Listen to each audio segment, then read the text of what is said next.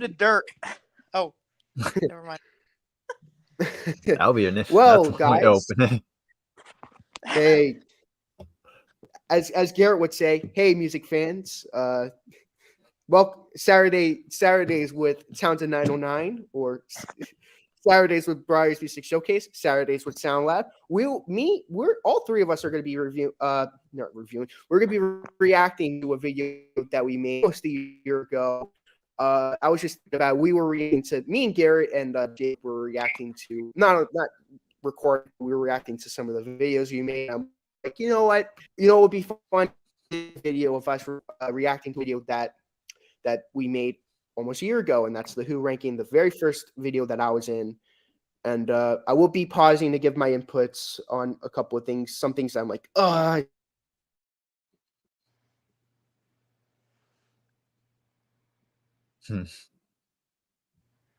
he'll be pausing all right. Nope. Yeah. You'll be pausing, yes. Well, hopefully that gets sorted.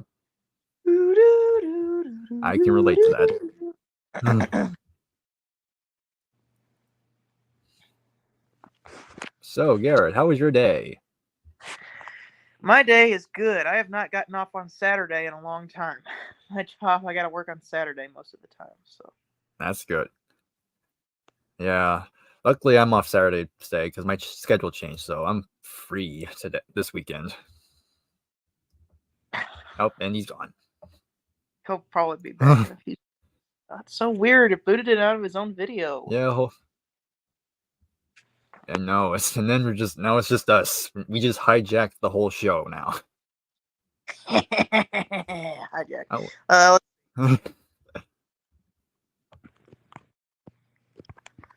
I'm going to send Nick a message. There we go. Oh, the Who, like number 13 is Who's Next, right? I guess. Yes, so. Yeah. I mean, I guess while we're waiting, we can kind of go ahead and talk about because I know this was for your video. Yeah, what kind of led up to this? Yeah. So you can go first.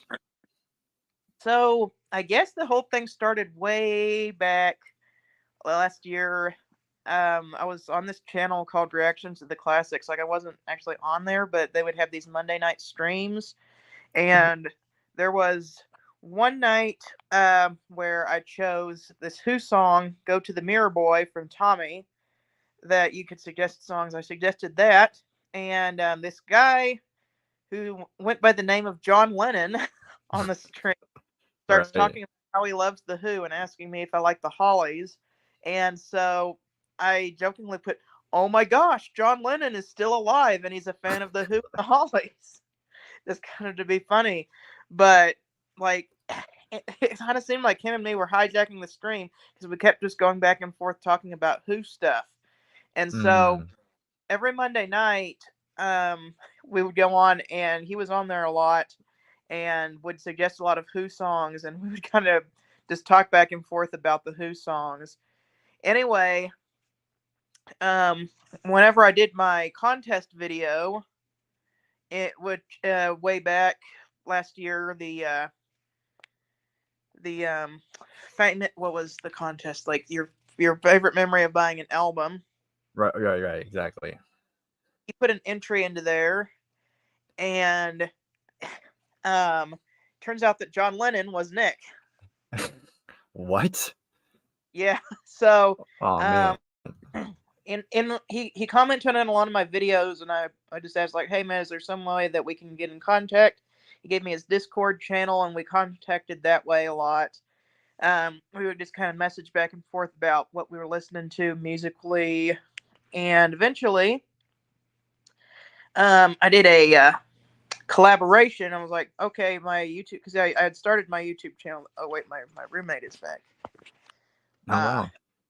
I might need to get going pretty soon. Oh, okay. Okay, try to make a story quick.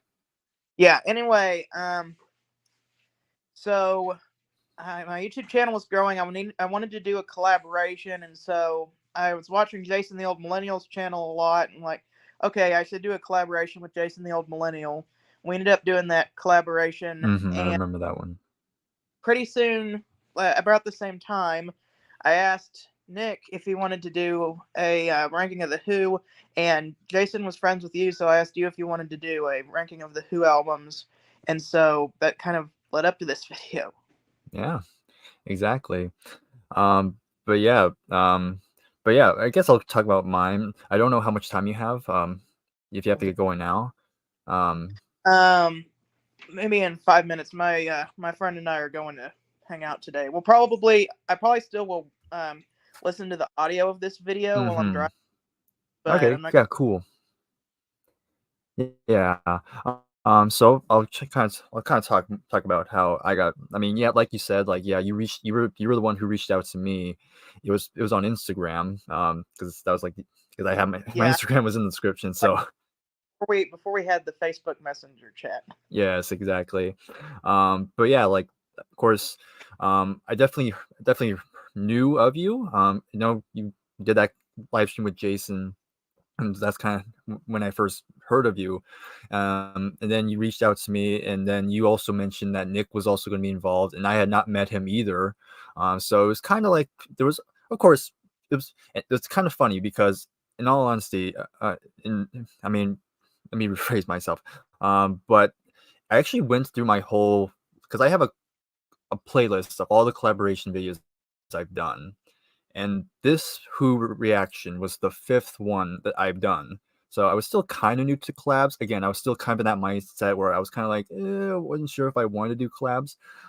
But yeah, so you offered me this one, and I was like, okay, yeah, I should, yeah, okay, I'll give it a go. Like, try and connect with new people and talking about the Who, a band that I knew a lot about, but definitely didn't dive deep into them. So this was like a good opportunity. So yeah, and I can see some of the comments here, and Jason left a comment saying, "What happened to Nick?" Uh, he's experiencing some internet at the moment. So he'll be back What? hopefully. So Well, I can't explain. yeah, there we go. We can't. Well, I already explained it, but let's just pretend that I didn't say anything.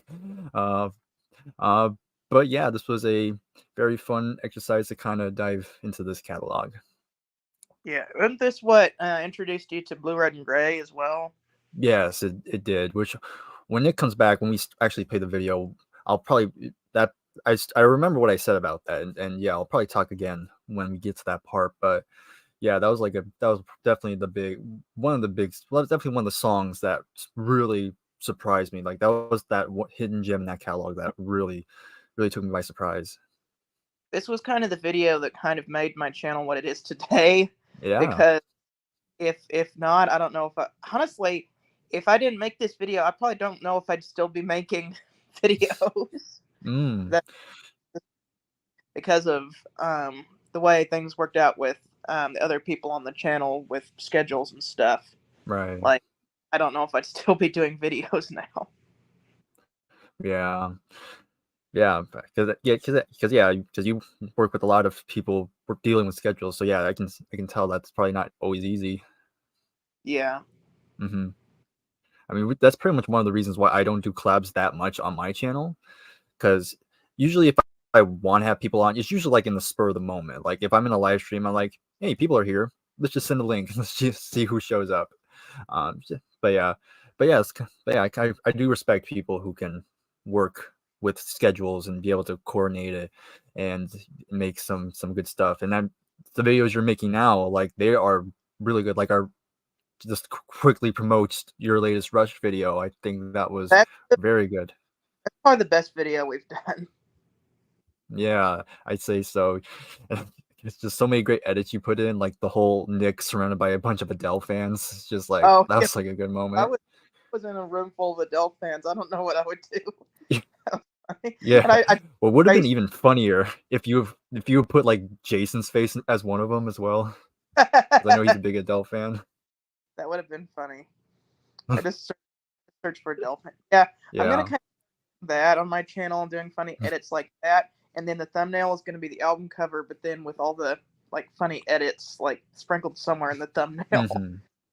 kind of give a Yes. teaser as to what all was going to be in the video. Kind of Oh like yeah. the Chester the Cheetah. It ain't easy being cheesy on there. I had me as the Rush Mm-hmm. Troll, and I had Nick with the Crime of the Century, and then Jake Right. face whenever he was talking about vital signs. Yes, that was also a good moment. And Jason also left another comment. He says, "I'm sorry I wasn't in on this original collaboration. That's quite all right." Which actually goes right into the next thing is that the four of us are going to be doing a updated ranking probably next month because to Yes. commemorate the 1 year anniversary. So Jason, you'll be on that one. So that should be fun to Right. see how our list has changed. Well, I think that the original collaboration I did with Jason was like the night before we did this. Now that I'm thinking about it, Right. So, yeah. But yeah, so that's going to be in the works. So Jason has his second chance here. yes, I want to see what Jason thinks of the Who. There we go. He's back. There we go. Finally, Perfect Jesus timing. Christ. I have to use my cell phone data, so if things go slow, just be a tad bit patient. But Cool. man, I'll watch the sometimes video. my internet just doesn't want to work at the worst. At the Tell worst me about possible it. moments, my internet just decides not to work, and I'm just like, oh, really? Now has to be the time where my internet's dying on me? Gotta be freaking kidding me. I mean, Okay, I'm not worried about being I'll demonetized. watch the video. I could curse if I want to, Alright. but Yeah, thanks for being here, Garrett. okay, let me find. Dang. Yeah, See you, so Garrett. luckily while Yes, you I saw a were little bit of your. gone, yeah, we were just kind of going through the back Yeah, I saw a story little and bit of your what led up to it. conversation. Yeah. Mm-hmm. Cool. Well, I didn't see the full backstory, but yeah. Well, I'll watch that, but well, since we're talking about backstories, might as well give my backstory on it. Well, first, yeah, But what yeah, we happened already to answered me? those Yeah, my questions internet probably. decided to die. I'm sorry, I Yeah. wasn't in the. Yeah, it's okay. It's okay, man. I mean, yeah. Well, one, you weren't watching the Who at the you weren't watching the Who. You weren't listening to the Who at the time, so it would just Right. feel kind of forced. Two, you'll be in the next video. You'll be in the updated video. So, Right. okay, so my backstory, since they decided to do theirs, so me and Garrett were on a live stream. Garrett was like, "Hey, go to the mirror." This was back when I used to like that channel, reactions to the classics. Now I really don't. But like we were talking about the Who a bunch. I introduced him to the Hollies, but we got to the point where I was watching some of his videos, and I was like, "How do you do your videos?" And he was like, "You want to be on one?" I'm like, "Sure. What video you want to do?" He's like, "Well, I'm planning on doing a Who ranking sometime," and I'm like, "Sure, why not?" And it was like, "How's next Sunday sound?" I'm like, "Sounds great to me." And it's like, and then we were talking on Discord, and he's like, "You don't mind having Bryers with us, right?" I'm like, "Of course not. Meet a new person, of course." And of Wow. course, then I found his Yeah. YouTube channel, and definitely, well, keep in mind in this video, me and Bryers only talked to each other for like a brief sentence. We were just like, "Hey, how's it going?" And he was like, Right. "Hey, Yeah. how's it going?" So Mm-hmm. keep in mind, we didn't know each other at all, basically. So yeah, let's get Yeah, it's this kind of started. funny. Like yeah, you Oh, said like this like a week. This like took a week because you had the idea about a week before we actually did it. Because I think about it, like I had a lot of helmets to catch up because I knew Who's Next, I knew Tommy, I even knew Who Are You a good amount.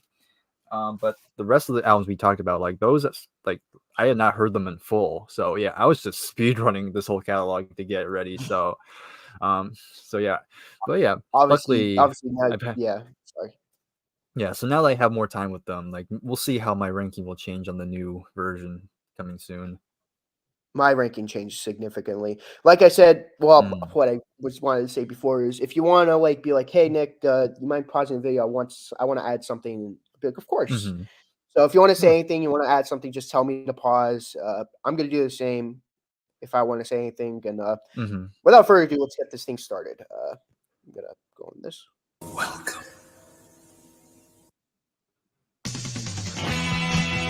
Welcome to Sound Lab Ah, Studios. Sound Lab classic old Studios. intro. That's the name I came up with because when I bought my guitar pedal board, I called it the Sound Lab.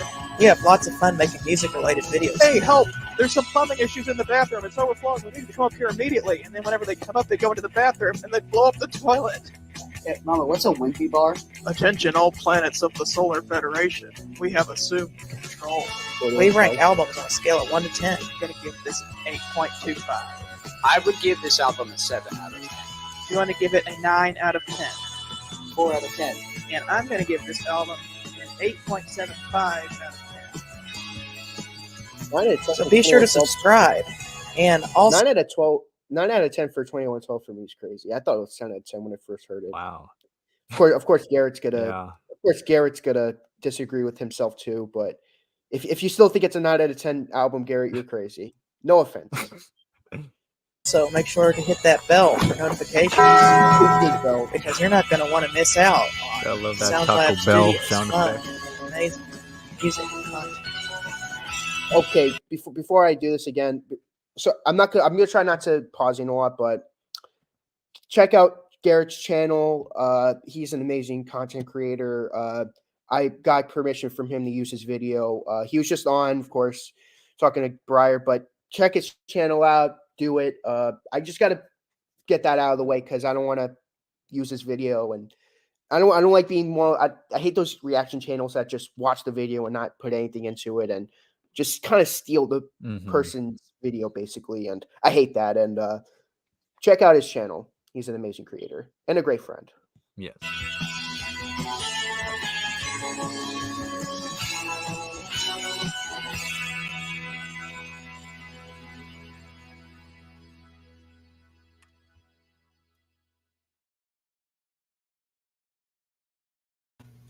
Hey everybody, welcome to Sound Lab Studios. Today we are going to be doing something very fun. We're going to be ranking the albums of The Who, only the ones with Keith Moon in them, but those are the best ones if we're going to be honest. So let me go ahead and talk about all of the ones we're going to be ranking today in release order It's not wrong so that about you that. don't get any idea as to which ones I have lower and which ones higher. Those albums would be. And we're going with US releases so that we can include some compilations as well as I like the US versions better. The Who Sings My Generation, Happy Jack, The Who Sell Out, Magic Bus, The Who on Tour, Tommy, Live at Leeds, Who's Next, Quadrophenia, Odds and Sods, The Who by Numbers, and Who Are You? Excuse me, sir. There's more at the door. There's more at the door. More at the door. There's more at the door. There's more at the door. There are? That never gets old. Well, let's let him in. Kind of a shame we don't do those things no more. Hey, Hey, guys. Sorry Well, we came late. yeah, There's traffic on the way here. yeah. these are our special guests for today, Nicholas Yerembinsky and Bryers CD Showcase. Why don't you guys go ahead and introduce yourself? My old name. I'm Nicholas Yerembinsky. I make album reviews. Right away, I'm being. Oh man. I'm so rude because Bryers wanted to say something, and right away, just kind of. I'm so embarrassed. So sorry, Bryers. I interrupted you so much. You're in the good. first video. Yeah, again, this was our first collaboration, so we were kind of still trying to find our kind of synergy, how we're gonna work off each other. Like it was like our first. It's like first to try, but yeah, no, you're totally fine. Yeah. I even said it to Garrett too. I'm like, oh man, I felt oh man, it's so embarrassing. I get secondhand embarrassment sometimes watching some of these old videos. But Tell me about sorry. it. I do it with my own videos. Yeah. Okay, let's continue. I've been doing some track versus track videos. That's about it. All right. What about you, Briar? Right, and yep, and I'm Bryers CD Showcase. I have a large CD collection. I pretty much talk about a wide variety of music: rock, metal, pop, R&B. I'm very all over the place. I like how I'm probably the best rushing thing, through my probably the best- intro. Probably it was actually yesterday. Jason actually said probably the best description. I wonder where that Bryers CD showcase is now. I know I'm with the Yeah, it's a Bryers music mystery. showcase. Yeah, I wonder what Oh, happened to it's so CD weird. Superstars. It's so weird seeing the CD showcase thing now, but Yeah. yeah. Same with when I used to go by Nicholas Yarembinski. Now I just go by Townsend 909. Well, the thing I'm having right now is the professor, which that nickname's gonna stick for Right. me now. Okay, let's continue. Go from death metal to Thompson Tank Engine, so you never know what to expect from me. So That's very me accurate. in a nutshell. Yeah, And it's still in accurate. case you don't know and you're joining me because you're subscribed to Nick or Briar, I'm SoundLab Studios. I do albums reviews with my friend Jeremy, and I love vinyl records, classic rock, and old 60s, 70s, and 80s music. So anything old rock and pop is my kind of music. So that's a little bit about me. We have a comment. Let's see. Hey, Jason. And he said that before I played the song, so he didn't know what I was going to do. Interesting. So Jason, the old millennial, is That was watching. before I met Nick, that's Jason. the guy who was on my channel on Thursday. Yeah, I saw that. That's So cool. in a sense, Jason By the way, if was you're here from involved. Briar's channel or Nick's channel, or if just by chance you happen to be clicking on this video or watching the replay, go subscribe to Jason, the old millennial, as well as Briar's CD Showcase and Nick Yarembinski. They have really great videos. I know Briar is talking about his favorite songs of all time. He's about to reveal his favorite song of all time. We've been waiting a long time for that. And A whole this. Wow. Nick does a lot of album strange. reviews. He loves The Who and the Hollies. Those are his favorites. And he also does track versus track reviews. And that's Yeah, this was me pre-Rush. This was pre-Rush Nicholas Y. This was before I was cultured by Garrett and Bryar. Yeah, I love the Hollies a lot, but they're no Rush. But that's besides the point. pretty cool, kind of putting albums up against each other. I've Also, really been enjoying. I got the influence from As It Should Be. Subscribe to him. Cool. Okay, so what is it we're here to be doing today? We are here to rank the albums of The Who. So we are going to kind of switch off. Briar's going to go first, and then Nick, and then me. We're just going to kind of do a round, go around. And there are 11 albums. So, Briar, would you like to introduce your number 11 album? All right, so my number 11 album, don't know if this is a shock, but my number 11 is going to be Magic Bus. It's released in 1968. So first off, kind of a misleading title because I had never heard of this compilation, and when I read the title, I immediately thought it was another live album, but no, it's just a compilation of just songs that didn't make it on the albums, a couple of B-sides, and a song from an EP, I think. I know Pete has said that he's not a fan of this compilation as well. So think about this compilation. There's a couple songs that repeats. You got one song from Happy Jack, and then you have two from The Who Sell Out, which, you know, I mean, they're good songs, but I don't know why they need to be on there.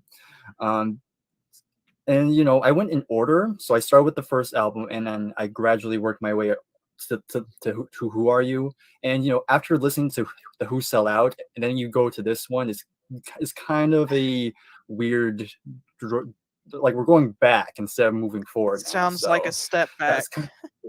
I can see that. Yes, exactly. It's really Now that I really think about it, I starting to agree with you guys that it is a big step down from The Who Sell Out. The reason why I had it so high on my original list was because I was so obsessed with The Who Sell Out that anything that sounded like The Who Sell Out is going up there. Yeah, I wouldn't say I'm embarrassed with my number 2 pick, but it's definitely not that anymore. Anything you like to say, Brian? Yeah, I mean, a little bit. I'm not gonna go too in depth with a lot of these because, again, it's gonna save most of my updated thoughts for the updated for the updated list. But I will say a lot of the things I did say here, some of it still have the same feelings with this one. Again, when it comes to including compilation albums, it's always those are very hard for me to rank in like because I'm very much one of those people, like I prefer just the main studio albums and that's it.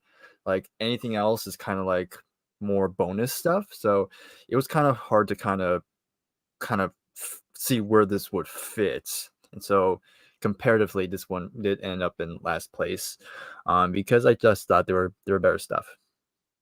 Yeah, gotcha. Yeah, it was my well, spoiler alert, it was my number 2 spot, but it's no longer my number 2 spot. Mm, Just a compilation of some of their singles released up until then. It's like, Right. oh, like we didn't put these on any album, so like, have you heard these singles? Which some of the singles are pretty good. I'll talk about that when I get to Magic Bus. But They actually weren't Yeah. aware. Wait, when they were taking the picture for Magic Bus, they didn't actually know it was going to be for an album called Magic Bus. They actually were pissed off that they didn't know about that. Yeah, so I have a couple more notes. So some of the, I mean, from the like, it's not a bad compilation. Like none of these songs on here, I think are terrible. They're just not as strong as, of course, what we're most familiar with. Something's got to be still- last. Yeah. So yeah, Disguise. That's probably my least favorite song on here. It's kind of a bit all over the place. I still Those steam shovel noises. Yeah, I was like, what's going on? And then Still stand by that. Magic Bus is just a good song. Not one of my favorites of their singles, but still a pretty good song. For someone's coming, I wrote down music reminds me of the Wiggles. I Takes a lot. still stand by that. I still think about that every time I listen to the Magic Bus album. I think about that. I'm like, gosh darn it, Bryers. Yeah. Oh, 'cause man. it just sounds so much like it. I just couldn't. It I does, just couldn't though. It shake it. does. I mean, it's Like it I was know, a track, I so- know the Wiggles were influenced by a lot of '60s rock bands, so the Beatles, the Stones, and I would not be surprised they were into the Who as well. I mean, it's an end whistle track, so you kind of expect something like that from him. I mean, it wasn't sung by Yeah, him, but it probably. was written by That him. makes sense too. I still Mhm. gonna. I'm probably, if I remember, I'm probably gonna go with that fun fact again about them going for the album cover, even though they didn't know it was for an album cover. Like they actually, Mm-hmm. yeah, like I'm not adding anything to this, but they were definitely pissed when they found out it was on an album. Same with the Monkees, with More of the Monkees. Like they made that photo for a Sears catalog, but when they found out it was for More of the Monkees, they were livid. Okay, that's all I got to add. You want to add anything before I Yeah. play the video game? Okay. No, nothing else. Let's keep on going. It just, I don't know. It just sounds like a song the Wiggles will make, and even the album cover that you just talked about, Nick, even looks like something the Wiggles might do for an album cover. But that's just me. Maybe I'm just going. I don't know. That's just me. But yeah, again, still there's other good songs. I like Dr. Jekyll and Mr. Hyde. That's a good song. Doctor is pretty good. Probably my favorite song of the songs I haven't heard before was Pictures of Lily. I really enjoyed that one. But yeah, it's number That's one of 11. my Again, it's not favorites. I named my bad, cat but after that. they song. have way better. Oh wow, nice. I would definitely agree with that. Not going to say where Magic Bus is on my list quite yet, but my ranking is very similar with Magic Bus. Okay, my turn. Go with the odds love and this sods for comment. 11. I'm coming out of the video that I'm I don't commenting on. really This is have much blowing my mind. problems with it besides it being like really inconsistent. Like it's from this era, then that era. Like one song is like literally one of the very first songs when they were the high numbers, which is On the Face. It's very inconsistent. I love some tracks like Pure and Easy. Love that track. That one's great. The opening track sung by Entwistle or the Pause for a Ox, sec. Postcard. Love that track, but I just think If I remember correctly, like the text that's on the bottom, if I remember, I think Garrett was doing that live, so he was just typing in our entries as he's going. And I think at some point he kind of stopped doing it because it kind of got a bit hectic. But yeah, like I said, I just wanted to point that out. Yeah, he only did that for one video too. Like when me and him Mm. did the Beatles video, he didn't do that again. It was Mm. just for that one video. And I'm kind of glad because I wouldn't want to do that either for every. Yeah. I have to admit, my opinion on Odds and Sods is I wouldn't say it's a bad album, but it is still lower on my list because it is what I would consider. I mean, it is not. I will say it's not bad, but it's not as cohesive Mm-hmm. as some of their other albums. I mean, it is a compilation album as well. But like, it is weird how you could go from a song like "Faith in Something Bigger" from like the Who Sell Out recordings to like a song that they made when they were just high numbers. That I still stand by that, but Mm-hmm. it's not a bad By the way, album. The album grew on me, but it's still lower on my list. Also, shout out to Garrett for sending me Odds and Sods for my birthday. Oh yeah. And, yeah. Okay, let's continue. You have anything to say before we continue? Nope, let's keep going. Okay, let's keep on keeping on. There's just stronger albums. That's all I have. Okay, so now we get to my number 11, and my number 11 is Slip, get, second generation. I'm a soldier at 30s. So my number I'll be like 11 you, is bitch. The Who by Numbers. And the first time I listened to this album, I listened to The Who last fall all the way through their discography, and not the Postman stuff, but everything from My Generation to Who Are You. And after listening to Quadrophenia, you get to this album, and I listened to this album, and I'm like, well, that was kind of a letdown. So for a long time, I said that this was terrible and like wasn't even worth listening to until Nick actually said, "Give it another listen." And while it's still not my favorite, Just you can see see my that it's face. my least favorite one of theirs. Because I knew I had it There's pretty definitely high, some and so I'm good like, stuff on here. just like, Flip Kid is pretty good. just listen. Blue, Red, and Gray. Yeah, I'm like, I get that. You're like, oh man, I'm like the only one who put it as high as I did. I mean, Yeah. I'm not gonna spoil it, but it is a little higher on my list. Not because of Mm. you. I'm not gonna just change my list because to please anyone, but it's a Yeah. lot higher than it was before. I forgot where I put it on this video, but my Who rankings constantly changing. Mm-hmm. But yeah. The stuff that Garrett said, I could see where he's coming from, but Yeah, I get it. Again, coming from Quadrophenia, like I would totally understand. oh, totally. And I'm glad I got Garrett back into that album because it's very underrated. Yeah, I'd say so too. Okay. That's a really cool song. That's like it's just Pete with a ukulele, and then John Entwistle comes in with some French horn later on. That one's pretty cool. I like Success Story, which is the John Entwistle song, which kind of tells the story of a rock star who starts out loving life, and then like his fairy god manager tells him in the Boris the Spider voice, "You are going to play Carnegie Hall," and then but then he's like, "Oh, now I'm going in to write a new hit." It's like, take whatever it is. This used to be fun. 276. I've only listened to the album twice because I'm not a big fan of it, but those songs are really good. However, there's also a lot of other songs on the album I'm not as big of a fan of, like In a Hand or a Face is the biggest one I'm not a big fan of. Not very good. Squeeze Box is stupid. I'm sorry, but I don't like that one either. So that would be number 11 for me is Who by Numbers. So, Bryar, what do you like to do? Number 10? Number 10. Okay, I'm going to go with the debut, The Who Sings My Generation. It's a pretty good debut, but I obviously, forgot I had we all that know low. they haven't really found their signature sound yet. They're still Again, kind of shout out to they're still Garrett kind of for they're getting just playing the album. stuff they're influenced Not by. for a It's birthday, I very think for a R&B and Christmas blues present, though. influenced, I which again is remember. good, No, but maybe again, Christmas. they would go on to build on this even more. But there's still some other good songs on here. Of course, it has My Generation and The Kids Are Alright, which are the big standouts on here. I mean, they're classic Who songs. And another thing what I do like about this album, you hear the seeds on what this band will be capable of, because it has all those elements, has all the elements. You still have John Entwistle and his bass really pronounced. And then you have Keith Moon, who's even early on was just crazy on the drums.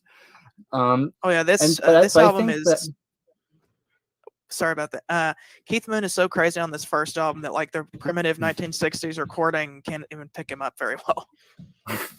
I bet, yeah. I wish I could But pause, yeah, but I have but no yeah, I control. don't think Pete hasn't. What was that?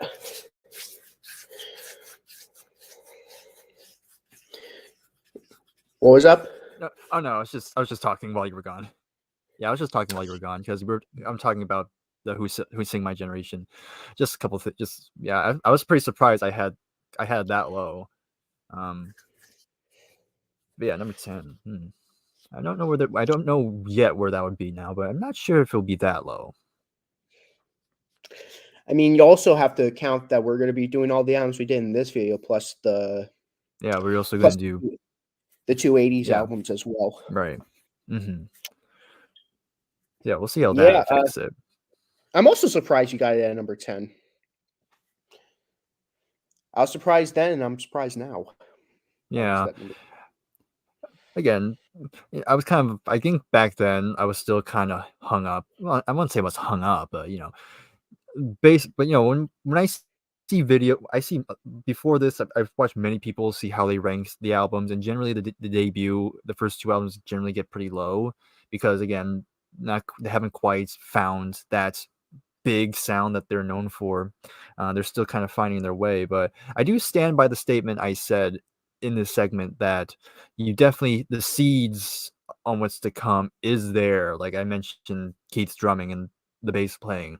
Like you can hear that this band's gonna go somewhere, but they just haven't quite find it yet. But yeah, that's basically what I gotta say about this one. Cool. Like he's good, but he's still kind of, you see the potential in his lyrics, but he still hasn't fully formed yet. And same with Roger Daltrey. He sounds good, but he's kind of in that same range the whole. I was kind of like you, like how you were kind of patiently waiting with the Who by numbers. I was sort of like, ooh, he's not gonna be happy with how high how I'm gonna put this album. Just wait and see. Oh man. Yeah. Whole time, rather later on he would start to really explode as a vocalist, but it's still pretty good. The Ox is a great instrumental. That's a very fun one. The Good's Gone, Much Too Much, It's Not True are pretty good. Probably my least favorite song was La La La La Lies. That's probably my least favorite song. Is it still your least favorite? Yeah. Me too. It didn't do much for me, but it's okay. But I hope not. Yeah, but still decent debut. But yeah, they do better. Agree to disagree. Okay. My number 10 would be Live at Leeds. Great live album, I must say. I'm not giving any flack to it. I'm just not into live albums, but this is an exception to that, actually. It's like one of the few live albums I actually really dig. Actually has my favorite version of Magic Bus. They killed it on that track. Rather than that, I'm just not into live stuff. If I'm listening to the Who, I usually listen to their studio albums. But I just put a slight edge over Odds and Sods because of Magic Bus. That's it. Okay. So we're getting back to my number 10, and my number 10 is...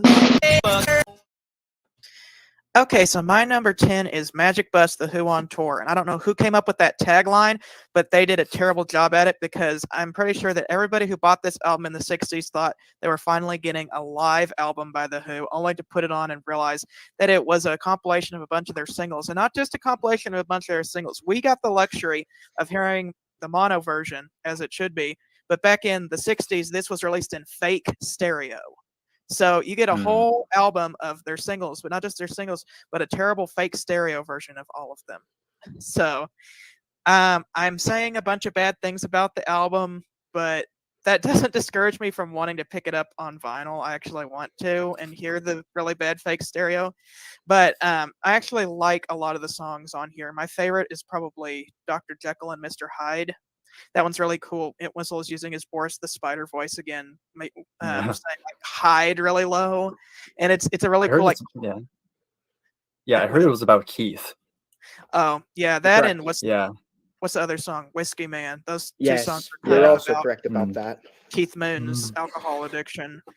But it's basically just telling the story of Dr. Jekyll and Mr. Hyde in a 1960s pop way, and it's kind of a spooky sounding song. I really like that about it.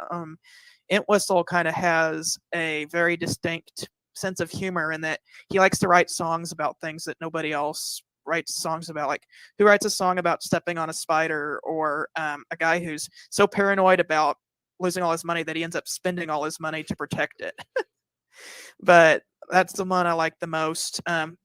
Disguises, I like the lyrics. They're really funny because it's like he doesn't recognize this girl because she keeps wearing disguises and he doesn't know if it's her or not. That's really funny. But I can't listen to the song very well because of all the weird steam shovel noises and stuff in the background. Like, it's a good song, but I think they went a little too crazy with the sound effects. Magic Bus is a really good song. That's one of my favorite songs on here. But I'm going to agree with Nick that I like the Live at Leeds version a little bit better, if for nothing else, other than the part where Roger and Pete are arguing over how much they're going to pay for the Magic Bus. It's like this extended section where they're like, you can have it for 100 English pounds. Well, I got to get to that when I get to Live at Leeds. But that part makes it a lot better. What else is on here? Doctor Doctor is a cool song, but I think Pete sang it an octave too high. I'm not a very big fan of Bucket Tea. That song is kind of annoying. It's Yeah, like, Not sure if I mentioned it or not, but that's actually Entwistle singing on the track, Doctor Doctor. Hmm. Not sure if I Okay, mentioned okay. it in the video, but yeah. I Okay. don't know. If I didn't, I don't know why I didn't. But yeah, Hmm. that's the only thing I gotta add. I could Okay. see why it doesn't why Magic Bus is very low on his list. But yeah. Yeah. Anything you like to say or add? No, I kind of already mentioned it before. Gotcha. That's another Bucket one. tea, bucket tea, bucket tea. I bucket tea. It Yeah, sounds a like bit they sped up repetitive. Roger's voice or something whenever he sang that. Was I thought Doctor Doctor was sung by Entwistle, but I could be wrong. There you go. I'm not sure who It's a sang John Doctor. Entwistle written track too. So Oh, so it probably was Entwistle. and Whoever. Bucket yeah, Tea yeah, was it was, sung yeah. by Keith Moon because he was such a big Beach Boy fan. Oh, okay. So see, I'm learning new things every day. Hey, more you know. But what else is on that? What else is on that album? Someone's coming. I do agree with Bryar now that he mentioned it, that's a little bit Wiggle-ish, except I don't think the Wiggles would sing about just sneaking out on a date. Like, your dad doesn't like me, but let's go on a date anyway, and we can just like talk in the backyard. But if you see your dad, run. Probably I don't. that's the X-rated Wiggles album. X-rated. I'd buy But that. that would be my number 10, Magic Bus. Let's go to Bryar for number 9. Number 9. Okay, so number 9, I'm gonna go to the second album, Happy Jack. Definitely a big step in the right direction. They're starting to really experiment more with in terms of the composition. I don't know if I would songwriting. agree with that now. Oh, you think it was a step down? I mean, in terms of the songwriting, I guess it would be a step up. But again, now I'm just remembering it. Yeah, I mean, really, the production is really the big thing that really distracting. Because I think we do mention in this video, this was Kit Lambert's first time producing them, and yeah, it really shows. But yeah, I'm not sure if I would agree. I'm not sure. I think I do. I think I'm starting to prefer the debut than Happy Jack. But I'm not 100% sure. But yeah, that's all I gotta say about that. You just see how I was like, oh, that's also high on my list. Wait, let me rewind it for a quick second. Definitely a big step in the right direction. They're starting to really experiment more. Yeah, I can see it. I'm just like, You kinda album 2, you gotta be kidding me. Because What? at the time, their first 4 albums were my top 4, and Mm-hmm. Yeah, you're probably. I wonder if you were thinking like, oh my god, I can't see myself being friends with this guy. I'm like, oh man, was it really a good idea to have Bryar on the video? I did have a little thought of that. I'm gonna be brutally honest. I'm like, oh man, did we have to have Fryer on the channel for this video? Should have been me and Bryers. I should have been just me and Garrett. Just a tiny bit with with your bottom three choices. I was thinking that, but I mean, we're of course, see how we We've are grown. now. I Yes. mean, we did a full 12 album series together, so Mhm. that should show something. Mhm. But yeah, let's continue. Anything you'd like to say though? No, I think I said it. I think I said everything. Okay. From the composition, the songwriting, and definitely has some of the groundwork they would do. Definitely have more of that groundwork they would do later on. And we kind of mentioned it kind of before we aired. Like each member got a chance to get a chance of the songwriting to various degrees. But Keith surprised me. I actually really like the song "I Need You," which I read it was actually supposed to be a diss on the Beatles because he thought they were talking bad about him behind his back. So he just wrote this song to kind of make fun of him, and he does like a John Lennon impression during the song. I think he literally says like, "Hey, George and Jingo were out there." I didn't know that was about the Beatles. Thanks for telling me about that. But yeah, it's pretty interesting. I know Keith would say in an interview like, "Oh no, I'm not doing a John Lennon impression. That's not what I'm doing at all." But and Whistle will come out and says, "Yes, that's totally what he's doing." So, but yeah, Roger, he just writes one song. It's fine. It's okay. And Cobwebs and Strange, I simply wrote Keith being Keith. Not much to say That's there. a good way to put it. That holds up really well. Yep. So it's interesting. One of the big drawbacks I have with this album, I think, in terms of production, this is probably the worst one.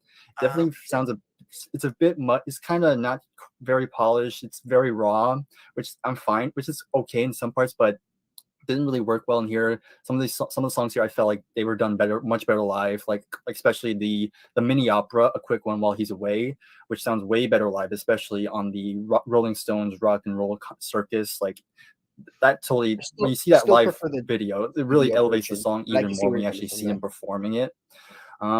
But yeah, it's at that much point better, that was the only much live better version than I the other knew two, I think. So of that's that song. my number 9. To be fair, this was Kit Lambert's first time working with The Who on this album, so that's probably why it doesn't sound as good. Okay. He definitely stepped up. He definitely stepped up the production for Who Sell Out. Yeah, definitely. Mm-hmm. Well, my number nine is Tommy. No way. Wow. I know, little controversial. I think it's it's my first Who album I ever listened to. Actually, I actually didn't know The Who. Actually, I thought, yeah, that technically is the first Who album I listened to because I heard Pinball Wizard on the radio. Mhm. I'm gonna mention. I probably mentioned the backstory, but I heard Pinball Wizard on the radio. I'm like, and I looked it up and I saw the album cover, Tommy, and I'm like, whoa, I should check this album out. And this was back when the only album I knew at the time was Escape by Journey. So this is the second rock album I ever heard, and wow, what a big jump. I know it went from like an 80s pop album almost to like a 60s rock album. So yeah, I still pretty low on my list. Not because I don't think it's a good album, but I just feel like they had better albums. But yeah, I don't really have a whole lot to say. But yeah, my number 9 is Tommy on this video. Who knows? It might still be in my number 9 spot. But yeah. I was like, ooh. When I heard Pinball Wizard on the radio, I'm like, I gotta listen to the album this song's on. So I listened to it. I'm like, this is a good album. This was like back when I was extremely obsessed with the Beatles, but it's a great album. There are some tracks that make me go, why?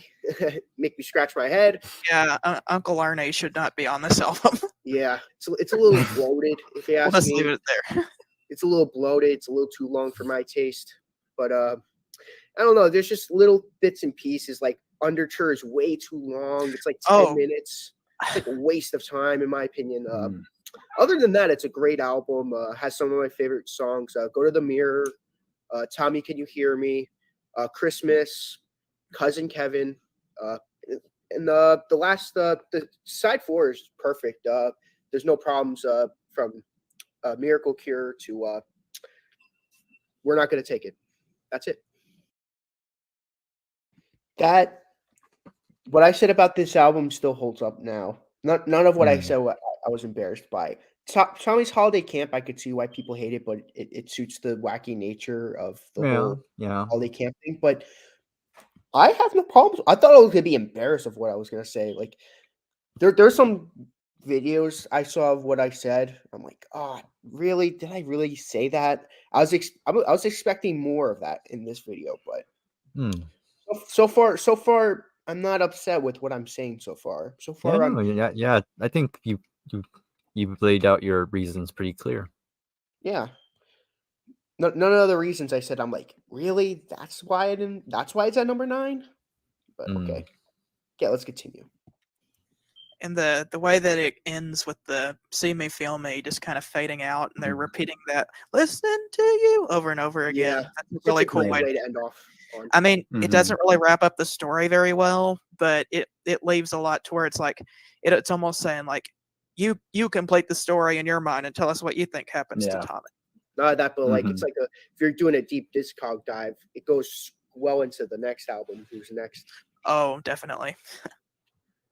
Especially with the next sounds you're going to be hearing is Baba O'Reilly. Okay, so we are now going to go to my number 9. And my number 9 is The Who Sings My Generation. That is their debut album. And it's actually a pretty nice little debut album. If you have not listened to The Who's My Generation, it's kind of an early R&B kind of sounding record. I feel like The Who were responsible for kind of creating the hard rock sound of the 70s. And it starts with this record with something they called Maximum R&B. It's basically them wanting to play R&B songs, but and more up tempo and more like putting a lot of flourishes on it, and that eventually evolves into rock. But with this album, I have a review for this album. If you guys want to go check it out, you can. I gave it a 6.7. I gave it a 6.75 out of 10. My friend gave it a 4 out of 10. I don't know why he rated it that low. One of many reasons why it was better that we took the spots for reviewing the albums, because the way he talked about the albums, his friend, it was just he was just not into it like we were, and giving that album a 4 out of 10 really crushed me. I'm like, really? 4 out of 10? You gotta be kidding me. Hopefully he's not watching this. Nah, he doesn't watch my channel probably. Okay. Even if he did, even if he did leave a nasty comment like, "Oh, how dare you say that? How dare you say the videos I was in was not as good?" I'd be like, well, maybe 60s, 70s, like British, maybe British rock just isn't your thing, and it was better that we took your spot.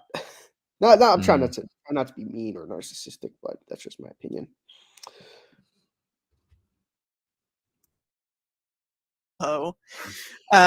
He didn't like. Sorry, he didn't like some of the songs. I like it better than that, though. There's some pretty good stuff on there. Of course, My Generation is a really cool standout track on there. I like the bass solo. I like the crazy drums at the end. Roger, that feels kind of like Roger's strongest moment on this album vocally is My Generation. But that's actually not my favorite song on this album. My favorite song is actually The Kids Are All Right. And that's my favorite one because it's a really cool pop song. Sounds kind of in the style of the Beatles, but it's not like the Beatles. It's distinctly them. There's some other really good stuff on here. The James Brown covers are really cool, and those would be I Don't Mind and Please, Please, Please. They do James Brown really well. I like the Ox. That's a really cool instrumental. I like It's Not True. My friend didn't like that one, but I like it because it's absolutely ridiculous. And I like the song "Instant Party," which was actually only released on the U.S. version instead of a cover song. That's John Entwistle's first time using a French horn on a Who recording, so that's really cool. I also, sorry, Briar, I like "La La La La Lies." I think it's a really cool little '60s pop song, but that's going to be my number 9. The Who sings "My Generation." All right, cool. Okay, number 8. I'm going with Odds and Sods next. So, of these two compilations, this is by far my favorite one. From what I've read, this was put together while I remember I remember seeing you put that on there, and I'm like, really? Odds and Sods better than My Generation and Happy Jack? now I not like right now I could see where you were coming from now, but now it's just like, really? That album? Like if that Yeah, was again, isn't that same vein where it's another compilation? It was kind of like, okay, where does this fit? Trying to like, okay, I'll just put it here. Like, okay, that sounds about right, and then I just kind of went with it. I'm not sure where it would be now, but I know I know Garrett sent me the odds and sods, so I listened to that one again, and yeah, I'm kind of I still don't know where it would land, but I think I definitely enjoyed it a bit more than what I did originally. Yeah, same with me. I thought it was just an okay album because when Garrett told me the albums that were ranking and I saw Odds and Sods in there, I'm like, I only heard it once. Mm. That was where I was basing it off, was that first listen, and yeah, it's growing on me, but like I said, it's still lower on my list. it was mainly put together by John Entwistle because the other members were kind of doing. I think they were about to film the Tommy movie, so John stayed back to kind of put this together real quick. It has some pretty good songs on here. It has some songs that were originally supposed to be on the Lifehouse project, but we all know what happened there. But yeah, there's some good songs. You have Pure and Easy, Too Much of Anything are all great songs. Postcard, really enjoyed that song. I like that song by John there. Now I'm a Farmer, pretty cool. Little Billy is actually probably the big standout on this one because it was actually supposed to go. He wrote it for a cancer hospital because it deals with lung cancer and smoking, which is kind of pretty. That's pretty much the best thing about how forward thinking they were, thinking about that sort of thing. Like so yeah, I really enjoyed that one. That might be one of my favorite songs. I'm not sure it's my absolute favorite, but it's definitely up there. Glow Girl, that's another good one. It was kind of threw me off when they did the whole, they referenced a little bit from Tommy. Like it kind of threw me off. Like, where'd this come from? Yeah, it was kind of unusual. It was like, hey, it's a girl, Mrs. Walker. I'm like, what? Yeah. They ended up reusing that for Tommy. Like that song, they wrote that first, and then they didn't end up releasing that song. And so he's like, okay, "Oh, I'm just going to reuse that on my Tommy." I'm surprised at how much got reused on Tommy, because also from Who Sell Out, they used some of the themes from Rael in Sparks and Underture. Who knows? Maybe if it was a girl, it would have been called Tammy. Maybe. Tammy, can you hear me? Oh no! Can't think about that. I like that joke. I'm your uncle, or I'm your auntie, or Ernie. This is my Tammy's holidays camp. Yeah, I was proud of that. I was when I came up with that. I'm like, ooh, what should be the name? Tammy. That'll go on well. that was. I love that. I still kind of use it though. I'm probably gonna use the same joke in our updated Who list when we do talk about Glow Girl again. Mm-hmm. Yeah, I was one of my prouder moments, for sure.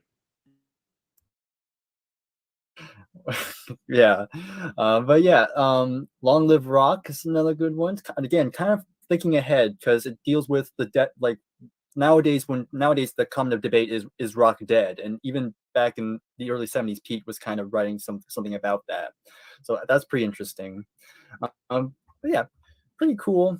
I'm not sure if I'll go back and listen to it very often, but for what it is, it's pretty cool. I use that That's my line all number. the time whenever I look in comment sections. Whenever like people are like talking about old rock music, and then somebody says, "Okay, boomer, rock is dead," I'll reply, "Long live rock, be it dead or alive."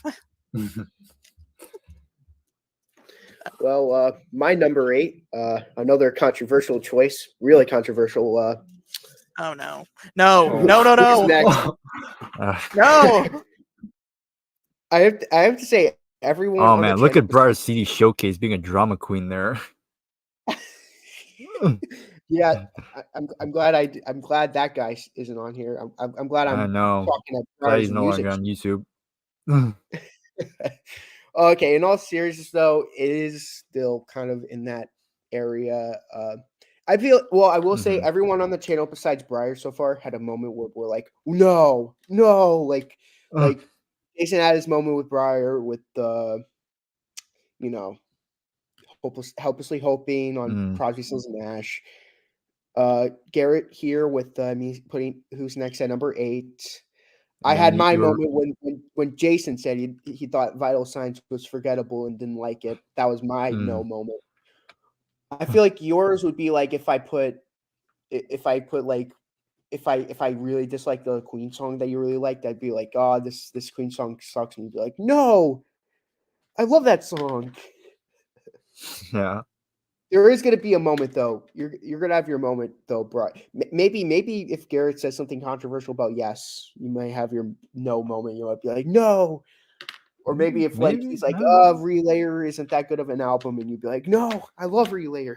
Something. I don't know. Nah. I mean, yeah, I mean, you see me there. Yeah, I'm obviously exaggerating, but I mean, that's normally if somebody disagrees with me, I'm mostly the silent guy. I'm just kind of just staring into your eyes. You're just like, Mm-hmm. Go it's like, on. okay, Mm-hmm. go on, Yeah. continue to be Uh-huh. wrong. But Yeah.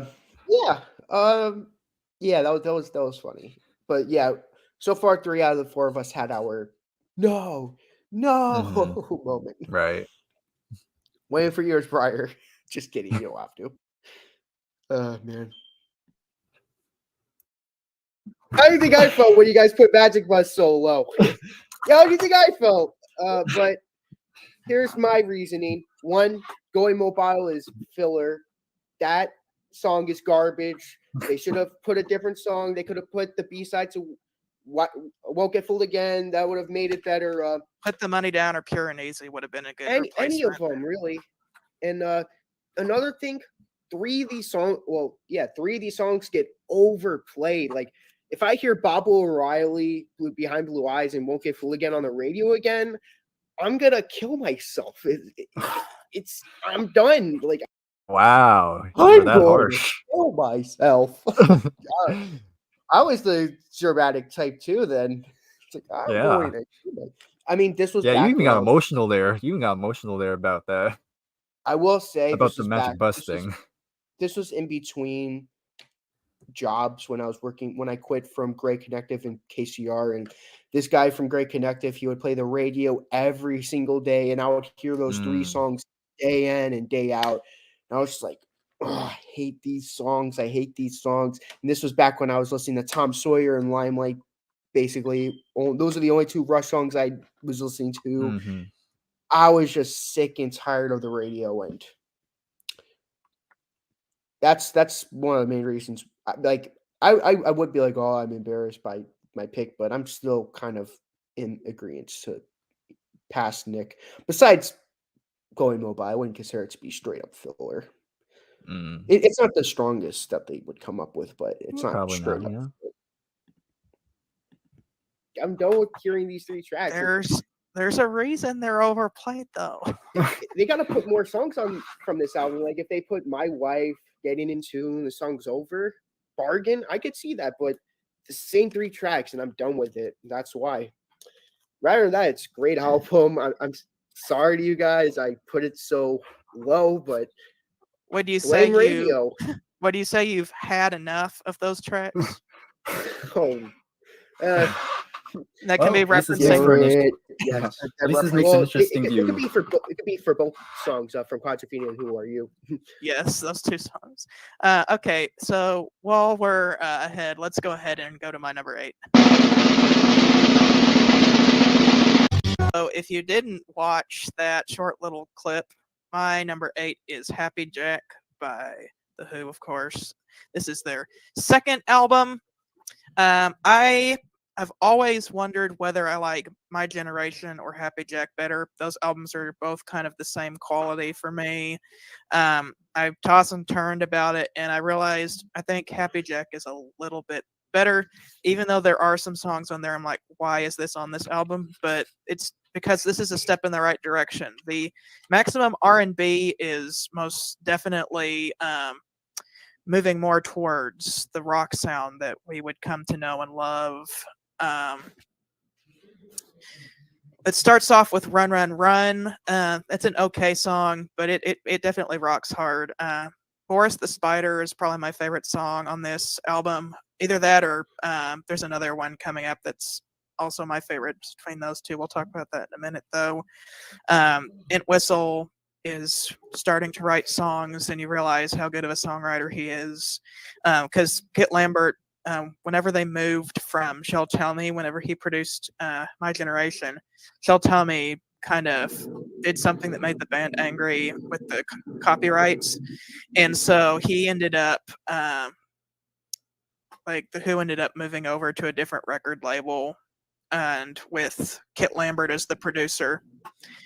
And he told him, hey, everybody has to write 2 songs on this album. So Pete wrote more than 2, but Entwistle wrote 2, Moon wrote 2, and then Daltrey only writes 1, so he didn't really pull his weight for this album. But the Moon songs, I Need You is pretty cool. We talked about the John Lennon impression already, but Cobwebs and Strange is just weird, man. I like to say that that's kind of what the inside of Moon's brain sounds like. But other than that, I don't really like that one. But I really like the American version. That's the one that we chose here because of the song Happy Jack.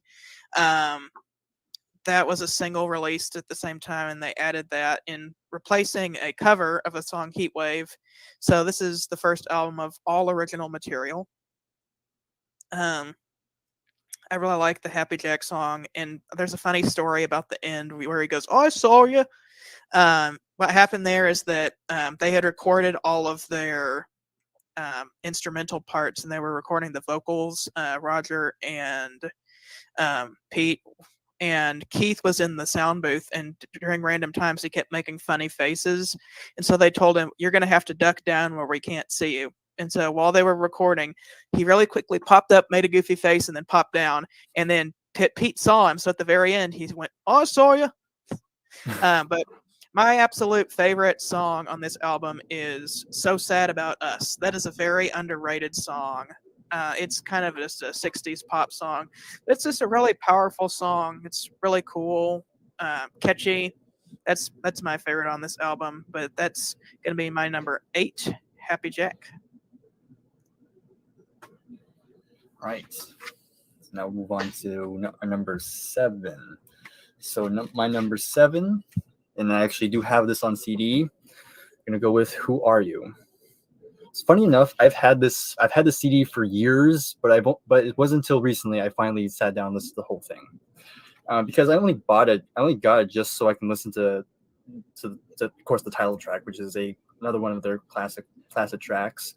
I actually don't have that much to say on it, but you can honestly tell they were just about to run. They're kind of starting to run out of steam a bit. Some of these, like, there's still some great songs in here. Like, it starts with New Song, which I think is a pretty good opening track. Then Had Enough is another good hard rocker. 905 is pretty good. Sister Disco. And I actually also really like Guitar and Pen. That's a pretty catchy number. Yeah, that's a good. Yeah, I really enjoyed that one. But of course, the title track is the big standout, and of course, this is the final album to have Keith Moon, and I think this is a pretty good one to go out. Funny enough, when I was doing research on here, like, I just noticed this till now, but on the album cover, Keith sitting in the chair, and it says not to be taken away, and we all know he would die not long after that. So kind of a bit of irony, but it's, again, like I said, it's still a pretty good album to go out on, but yeah, it's kind of in the middle of the pack. So that's my number 7. Yes. Yep. Not Rest in peace, sure Keith Moon. if But I would agree with that now. it's funny. My number 7 choice. It was gonna be one album, but I was re-listening to both of them. I'm like, nah, this one gets the edge. But my number 7 pick would be Who My Numbers. Extremely underrated album. There are kind of like the last one, but there are 2 duds, I would say. Squeeze Box, I agree with you. Sound Lab, that does not belong on the album. It's too goofy. No. And then the last track, it's like, damn. Side 2 is great. It starts off with Success Story, then They're All in Love, then Blue, Red, and Gray, then How Many Friends, and then that song comes on. I'm like, what? The same goes with side 1, Slip Kit, However Much I Booze, and then Squeeze Box comes in, and then the last 2 tracks, Dreaming from the Waste and Imagine a Man. Incredible tracks. Those are the 2 tracks that actually make me think this album's like slightly better than Who's Next. That's all I gotta say. It's not. Okay, so we're gonna go ahead to my number 7, and my number 7 is. I love these drum rolls. There it is. Okay, so my number 7. Okay, I do have a couple of things to say. One, we actually shared the same number 7, which was fun. Yeah. I will say this was during that time I didn't have that many Who CDs. I mean, now obviously that's changed since then. But yeah, this was like the first time. But yeah, I kind of said it a little bit earlier, but I'd say my opinion on the album on Who Are You definitely has changed a bit. Mainly because I know Jason really enjoyed Who Are You, and I think you and Garrett also really enjoyed as well. So I'm like, what am I missing here? And so I actually recently listened to it again, and yeah, it's definitely has gone up a bit since then. So not gonna say where, but it's definitely I don't think it'll be 7 now. I think it'll be a little bit higher. Oh, mine's way higher. It's not 7 anymore. Jason probably watching us put a number 7. He's like, that a number 7? It's at least the top 3. What the heck? That's what I always think. He's like, it's 4 or 3 at most. What the heck, guys? But yeah, my opinion has changed too. So let's hear Garrett talk about Odds and Sods now.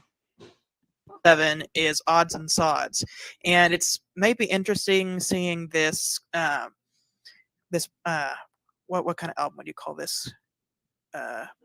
Compilation. Sorry, I couldn't think of the word there for a second. This compilation album so high up on the list, but it's because this compilation, unlike Magic Bus, which had 3 repeat songs that it didn't need, this one is all new material. They wanted to release songs that either hadn't been released before or maybe were only released as singles. And because of that, I definitely consider this a proper studio album. Even though they were definitely clear that it was a compilation album on it in the liner notes. They weren't trying to pass this one off as an official album, unlike Magic Bus, which they were. But this one opens up with Postcard. Postcard's a really cool song written by John Entwistle. I love Now I'm a Farmer. That song is so goofy, but I love it. Potatoes, tomatoes, gourds. I laugh every time I hear that. It's such a great song with the Now I'm a Farmer and I'm digging. It's a really funny song. I really like it. Put the Money Down is a song from the Who's Next Lifehouse sessions, and I think that this one should have been put on Who's Next instead of Going Mobile. Like that would have made it much better, but I still like Going Mobile. Sorry, Nick. Little Billy is a song about You're not forgiven. You're not forgiven. You're not forgiven. You're not forgiven. You're not forgiven. Man, I couldn't help myself. Yeah. A fat kid, and all the kids bully him because he's fat, but then all the other kids end up dying first because they smoke. So that's an interesting song, but it's actually pretty catchy with the la la la la la la la la chorus. It's a catchy song. Too Much of Anything is a cool song. I believe that's another one from the Lifehouse sessions.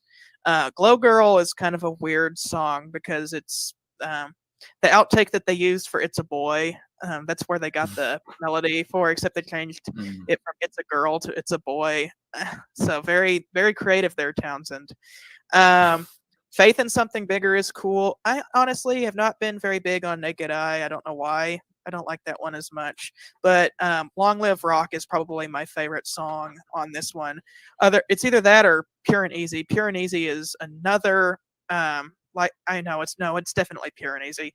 Pure and Easy is from the Lifehouse sessions, and I would have replaced Love Ain't for Keeping on Who's Next with Pure and Easy. And it's really weird that my favorite Who guitar solo is from a compilation album, but my favorite of Townsend's solos is this guitar solo on Pure and Easy. It's just really cool. So that's going to be my number 7, Odds and Sods.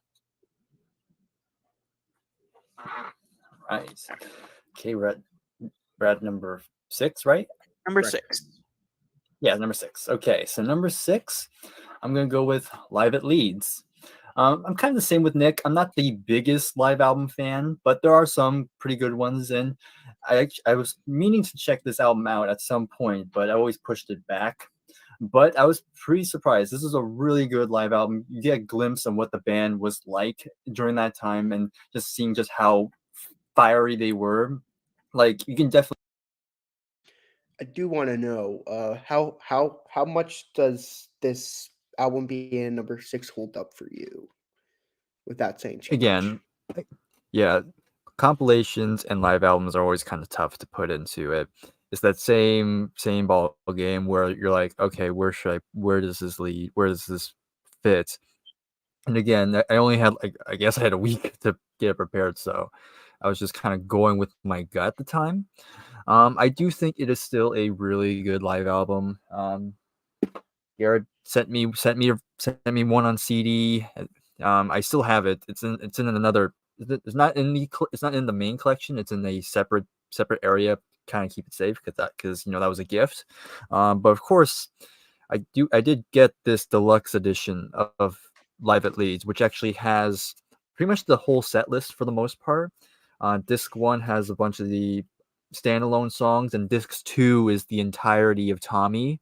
That they also did that night as well, which is kind of cool. So I think this is probably the definitive way to listen to this album, in my opinion. Again, the playing on here is really good. So I guess I'm not. I guess it would still be somewhere still in this area.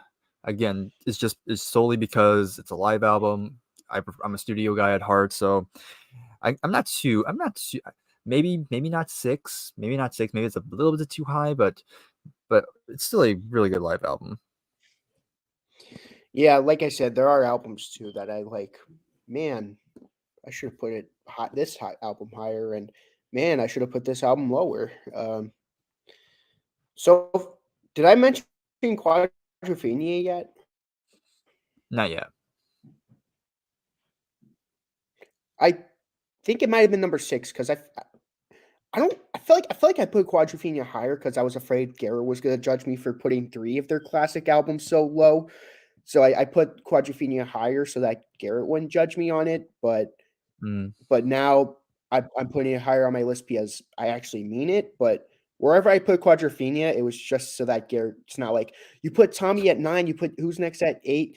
You put and then you're gonna put Quadrophenia at 7. What's wrong with you? That's what I was afraid was gonna happen. And yeah, I put But little Quadrophenia did we higher know that as that was actually not the case. yeah. He actually Good- somewhat agreed with me on that. But yeah, that's all I gotta say for now. Definitely hear John Entwill's bass playing, like it's very upfront. Of course, as a bass player, I always enjoy that sort of thing.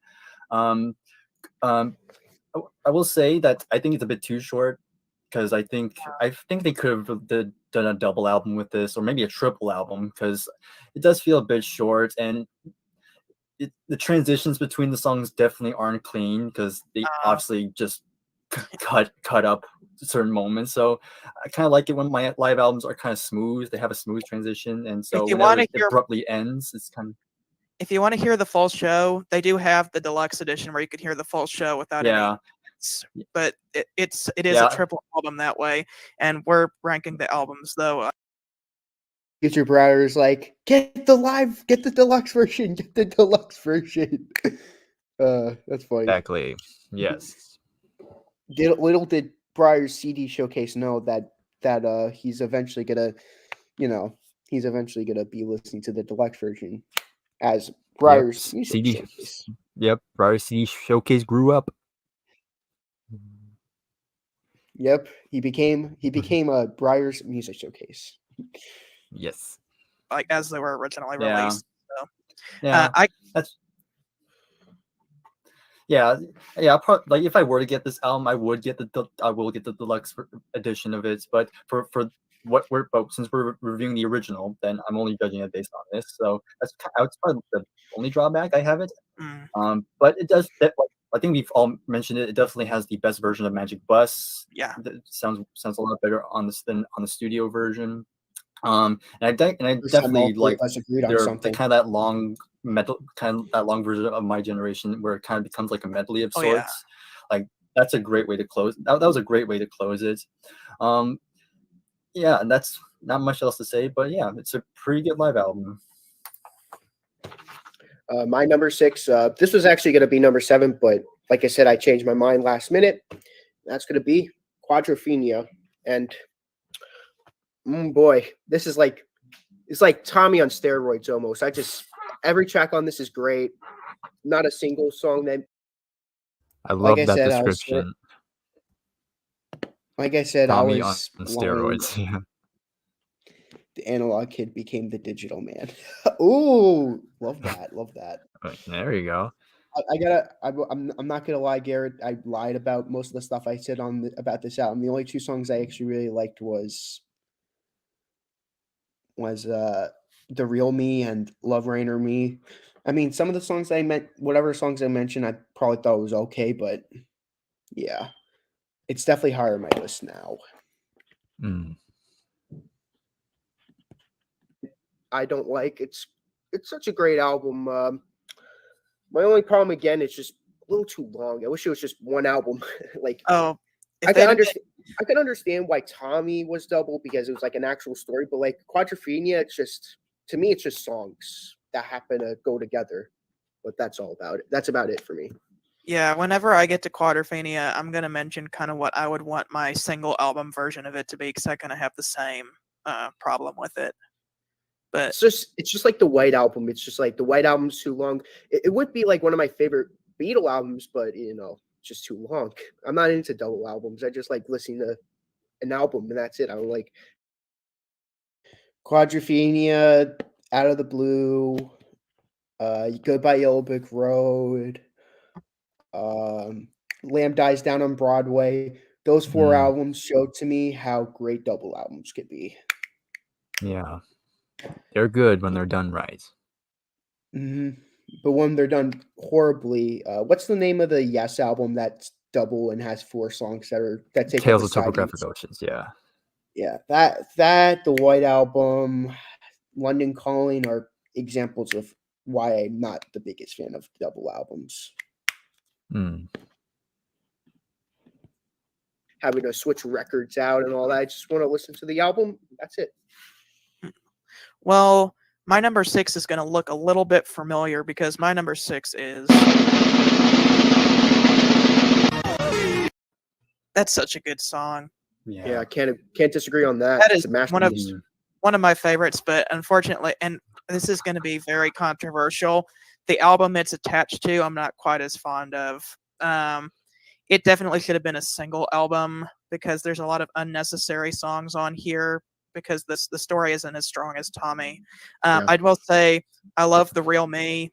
John Entwistle's bass on that is really cool. Helpless Dancer has a really cool melody.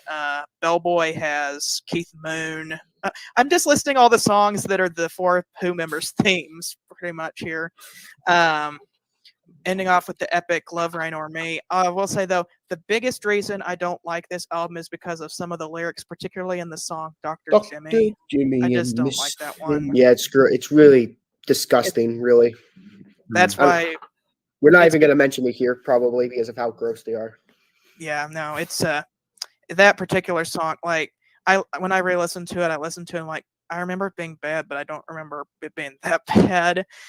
So if I listened to it again, I would probably skip that song. But if I were to make the single album version of Quadrophenia, which I might make a playlist of to see if I like it better, my single album version of Quadrophenia would be I Am the Sea, The Real Me, Quadrophenia, The Punk Meets the Godfather, Helpless Dancer, I've Had Enough, and then side 2 would be Drowned.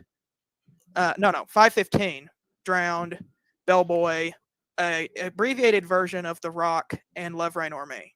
That would be my single. Oh, that single LP version is actually really good. Can't complain.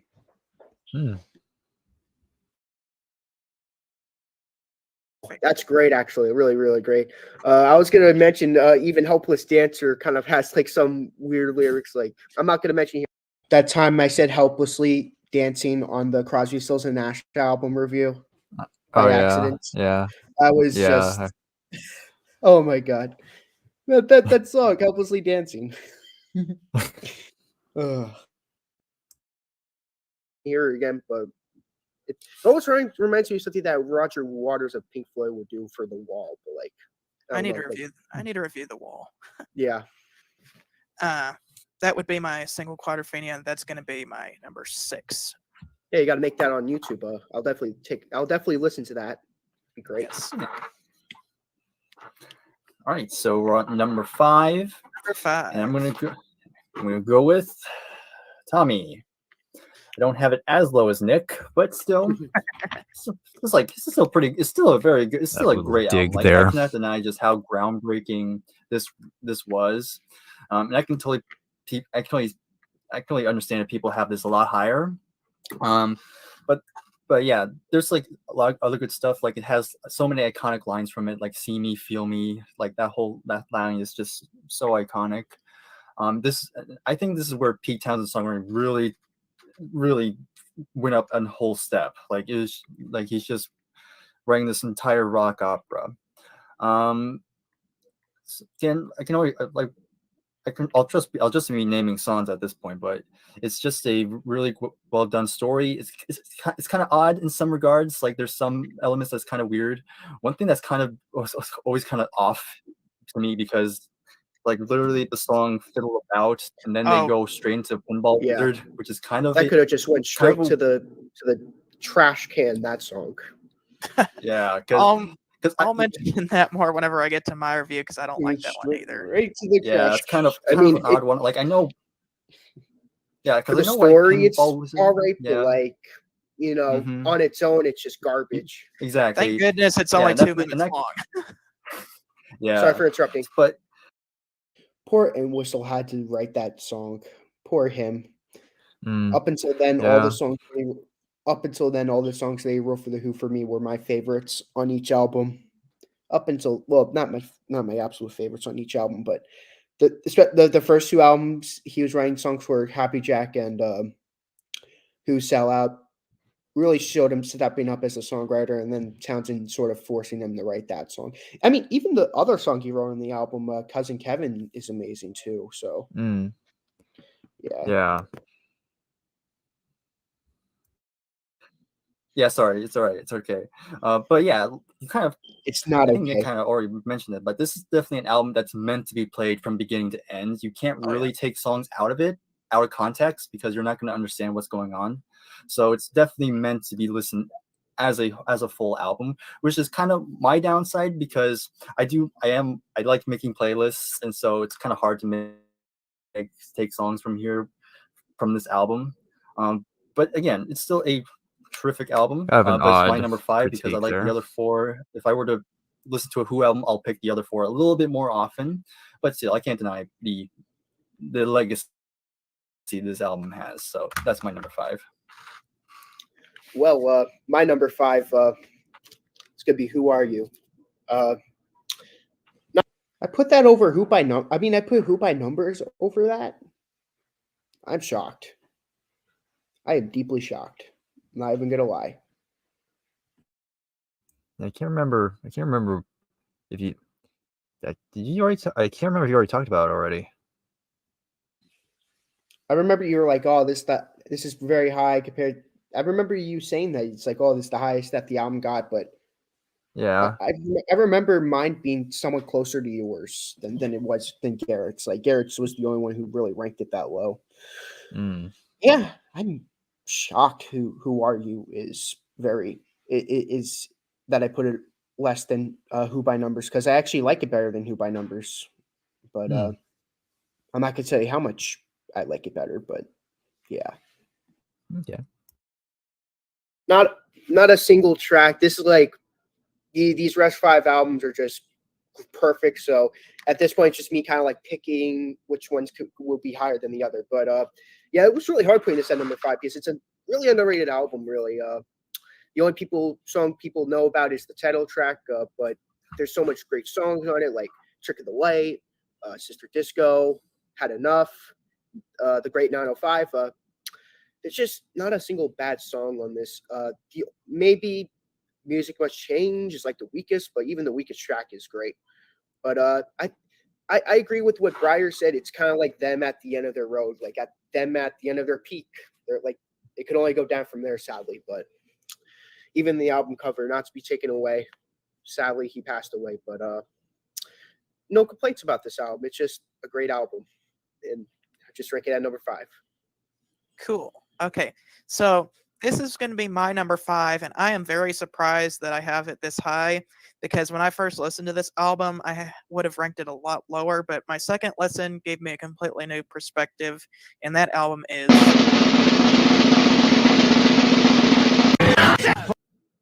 How about that scream, huh? Yeah. Well, yeah, so Sadly, I had to awesome. skip past the my screen. number 5 is Live at Leeds. Mm. Like I said, I have no idea why I put it this high. It very much surprised me listening to it a second time. I like to call this album The Who out Zeppelin's Led Zeppelin. Because this album. Garrett right now is like, no, you're wrong. You can't out Zeppelin, Led Zeppelin. Because that was back when Probably not. the only albums he listened to was 1, 2, and 4. And this is Mhm. pre him listening to 3 Houses and In Through the Outdoor. Yeah, even Garrett. Yeah. Not. Yeah. Not. But yeah. Album sounds like what Led Zeppelin would be a few years later, or even just a few months later, I believe. But this is definitely the most rocking they ever sounded on record. Their studio albums didn't quite get to this level of rockingness. I think the closest they got was maybe Who's Next or Who Are You. But if you want a rocking good time, this is the Who album that you need to play. We start off with The Young Man's Blues, and that's pretty much, like I said, out Zeppelining Led Zeppelin. We have a live version of Substitute, which rocks. There Ain't No Cure for the Summertime Blues is pretty cool. Shakin' All Over is probably my least favorite on this album. You flip it over, there's only 2 songs. We have what I like to call the My Generation medley, which starts out with a live version of My Generation, and it kind of just goes off into an extended jam session. And what I really like about this album is that when you think of Pete Townsend as a guitarist, probably most of the time you think of him as the rhythm guy while John and Keith are going crazy. But whenever you listen to this live record, it's really weird because Townsend plays more leads than he does on any of their studio albums. Like you actually get to hear him as a solo guitarist, and he's actually pretty good on here. The My Generation medley is probably my favorite on this album. It also includes sections of See Me, Feel Me, Sparks, and I can't really pick out any of their other songs on here. I know there are some, I just can't pick them out. Most of it just sounds kind of like a jam session to me, but that's my favorite. And then we have we've all three of us said that this is the definitive version of Magic Bus. That's one And thing we could all agree on. Yeah. like I said earlier, my favorite part is whenever Roger and Pete are arguing over how much they're going to pay for the bus. Or Pete's like, "You can have it for 100 English pounds," and I'm like, "That's it for the bus, just 100 pounds?" And then he's like, 90 or whatever he says after that. They're just arguing over how much, and like, how ridiculous are the lyrics to this song though? This guy, the only way he can go to see his girlfriend is by driving the magic bus, and so like he's tired of paying the bus fare, so he wants to buy the bus. It's a really weird song, but this is the best version of it. That's going to be my number 5, Live at Leeds. I know there's only 6 songs, but it's pretty much all killer, no filler on this one. Correct. All right. Number Can't 5. argue with that. Okay, number 5, we're going with The Who Sell Out.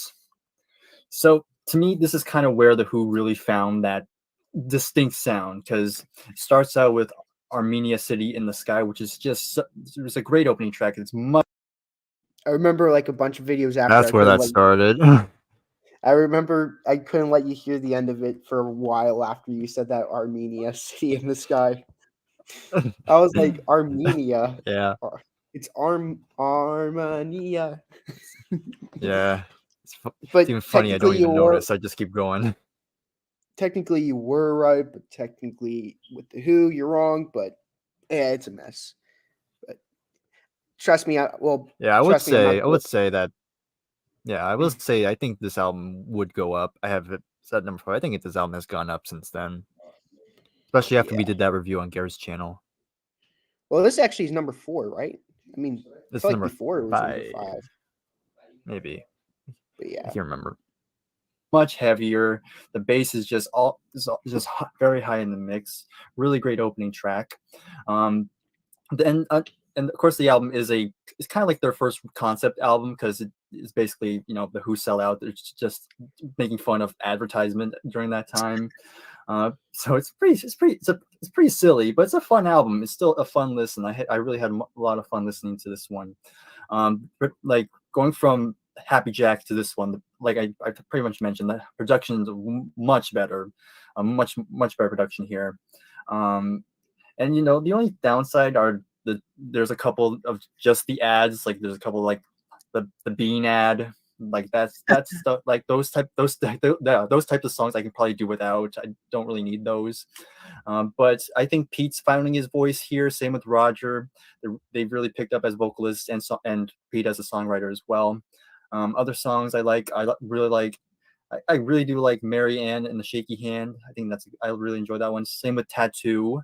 I really like the chorus in Tattoo.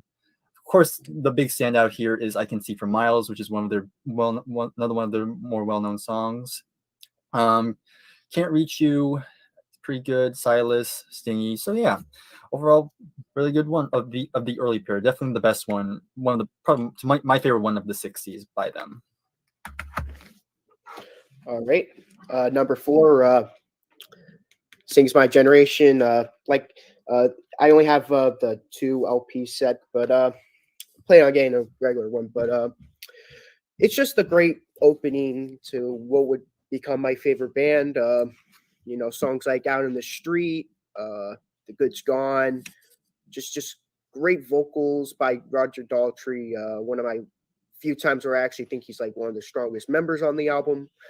The Ox, terrific. Kind of like a sign, like musically where they're going to be heading. Pete Townsend has some great songs written. La La La La Lies. I don't understand why you don't like it, but Bryers, I love it. I could I see love why. I could see why it's a little, you know, too poppy. I could see, but the title track, My Generation, it's the perfect like rock song along with like Twist and Shout by the Beatles.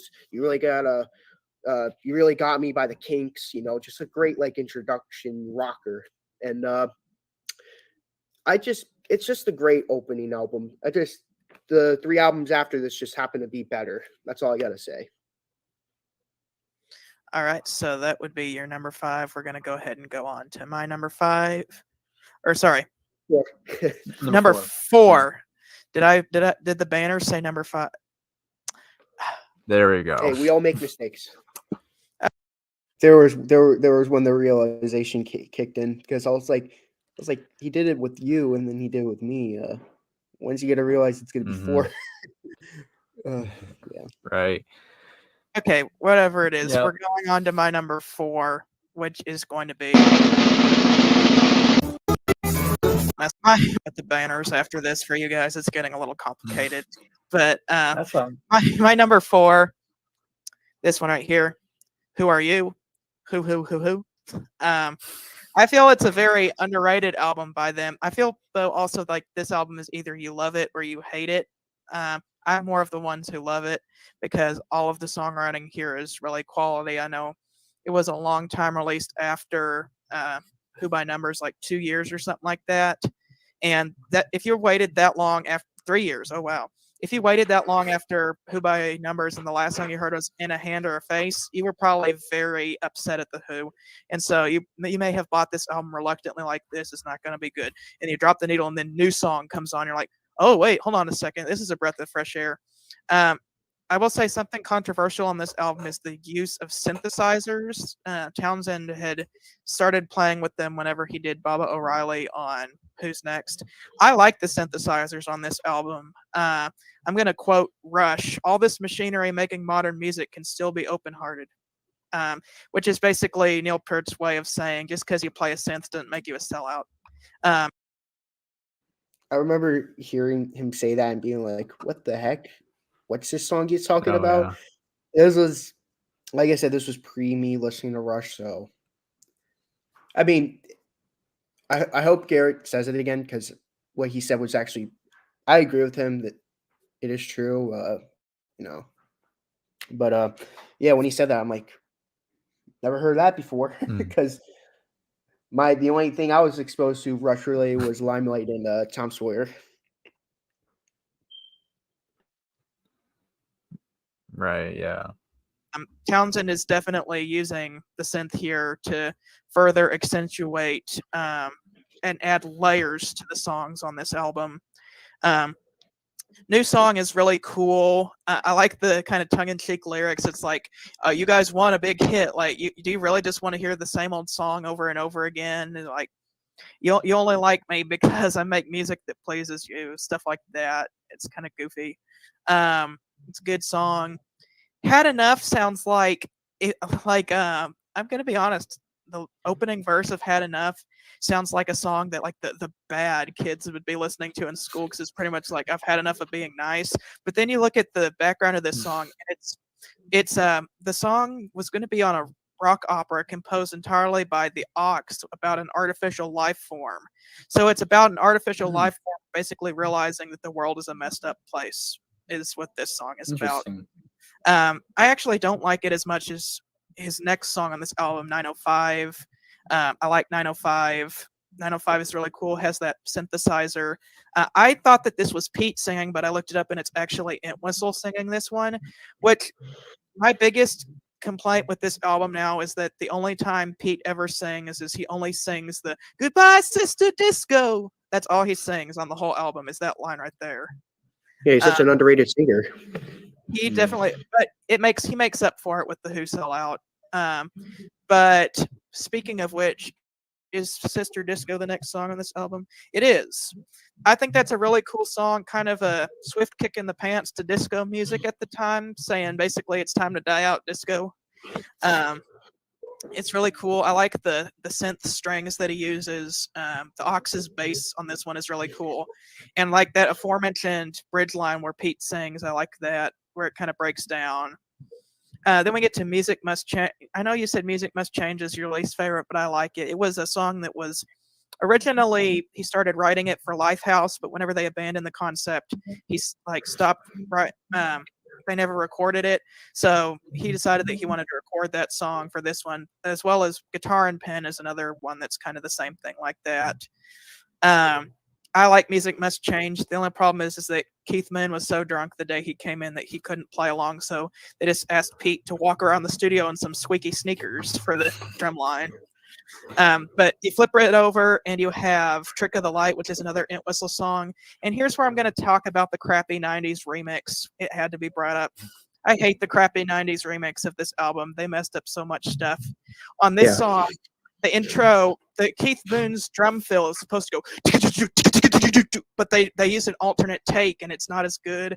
Also, there's a line where Roger Daltrey sings very dispassionately, "Come on, tell me, what's a nice girl like you?" like that. But they took out the "Come on, tell me" part, and so it doesn't sound as good.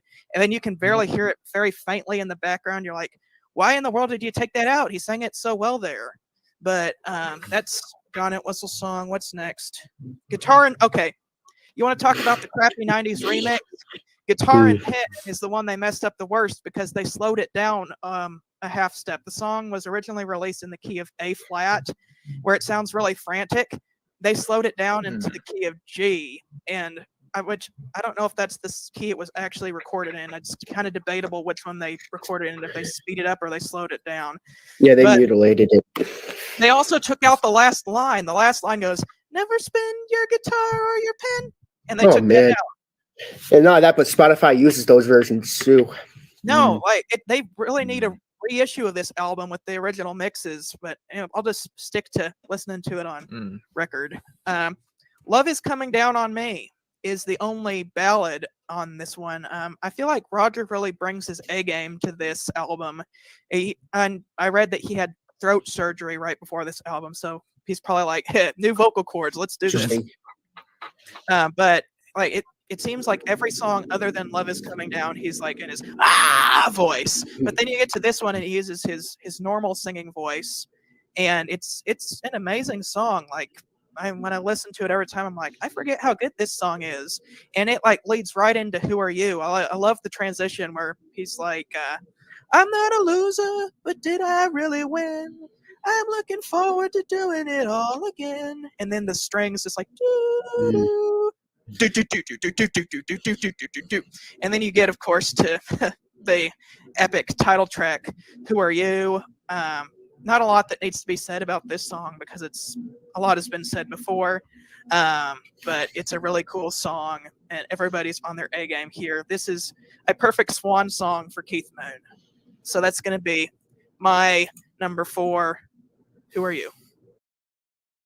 I know Jason will definitely agree with what he said here on the video because, of course, I feel like the second side of the record is definitely the best side of the record. I don't think any of us are going to be disagreeing with that.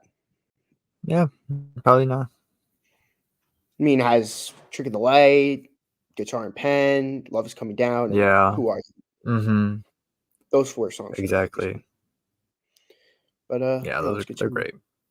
Yeah. All right, we're in the top 3 now. Top 3, let's do this. Yes. So my number 3 was Garrett's number 11, and that's the Who by numbers. Yes.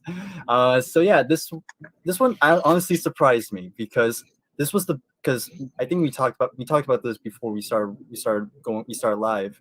But before I actually listened to anything, I predicted what my list was going to be. And this was the biggest change because I thought I wasn't going to like this album as much, and it makes sense because they went from Tommy, they did Who's Next, they did Quadrophenia, and so you get to this one, and obviously it's not on that same scale as those albums, but I was pretty surprised. I actually really love this album. Made number 3 obviously. So the history with this album, this was during the time where Pete was starting to go into what was really having a bad writer's block. Like he was really having a hard time coming up with material. And from what I've read, Pete said that pretty much all the songs on this album were all the songs he had. That like all those songs were all he had.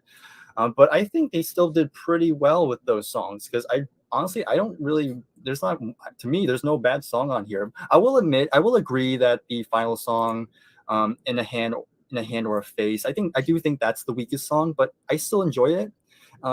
I still think that's a pretty solid song.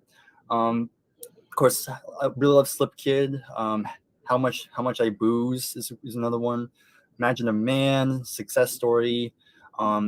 They Are All in Love, and probably my favorite song on here, What Is Blue, Red, and Gray. I'm going to be honest, I actually started tearing up when I first heard it. You want to know what's really interesting about that song is that he was thinking about committing suicide, and when he Right. stopped himself and thought, "What do I have to live for?" and he came up with that line, "I love every minute of the Mhm. day." Yes, So and it's yeah, very personal. yeah, exactly. Steph, And I know Pete. Go. Yeah, I know Pete initially didn't want it on the album because it was kind of too personal, but of course he was convinced otherwise, and I'm actually kind of glad they convinced him because it's just a beautiful song. Like I love it's just him on a ukulele, and then you have John Entwistle coming with the horns, which is just perfect. It doesn't need anything else. It just needs that, and I think it's pretty relatable. Don't want to get too personal, but I've definitely been in situations like that. So it's good. It's good that he. That's why I'd say Pete is definitely my favorite member because I feel like I relate to him the most of the four. So yeah, very good one. And again, I understand why it's not higher on most people's lists, but for me, this is a good one. So it's my number 3. Yeah, the only reason why it's not higher for me is because I just think the other albums are just better. Yeah, what you said about that album is very true, especially Blue, Red, and Gray. Yeah, your input on that album Mhm. is very similar to what I'm gonna probably say with Mhm. because it's definitely a lot higher on my list. I don't know where I put it on my list, but we're gonna recap it at the end there. But I must have been feeding the Yeah. cat when I was talking But about it. yeah.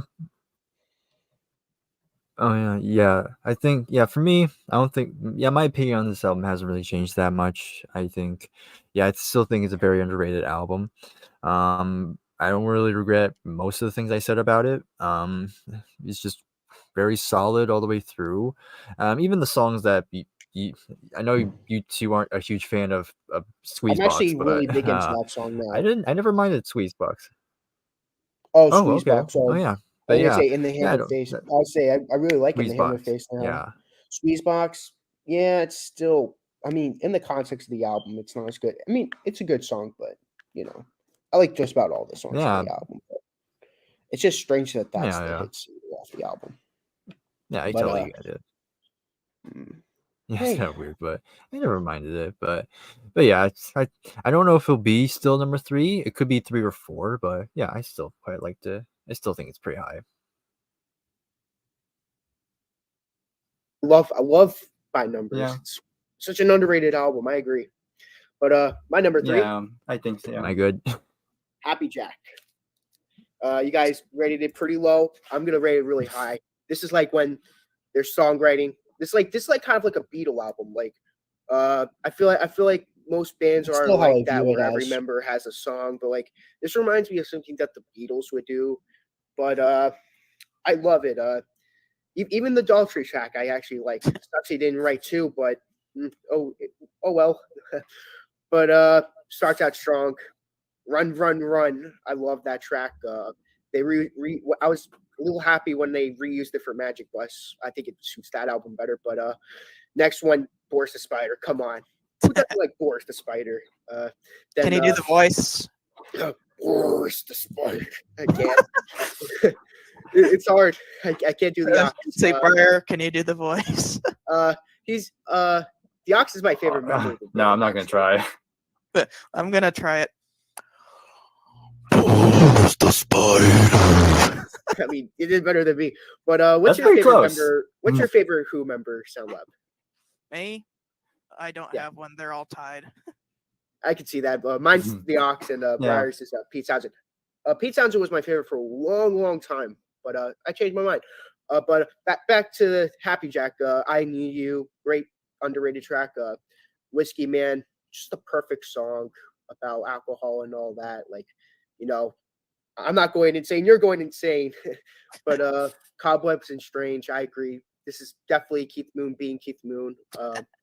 Then side one ending off with Happy Jack. It's such a nice song to end off after that crazy song. Then Yes. side two opens up with Don't Look Away. I love Don't Look Away. It grew on me significantly, and I just love that track. See My Way, another great song. I can see why people pass it off as filler.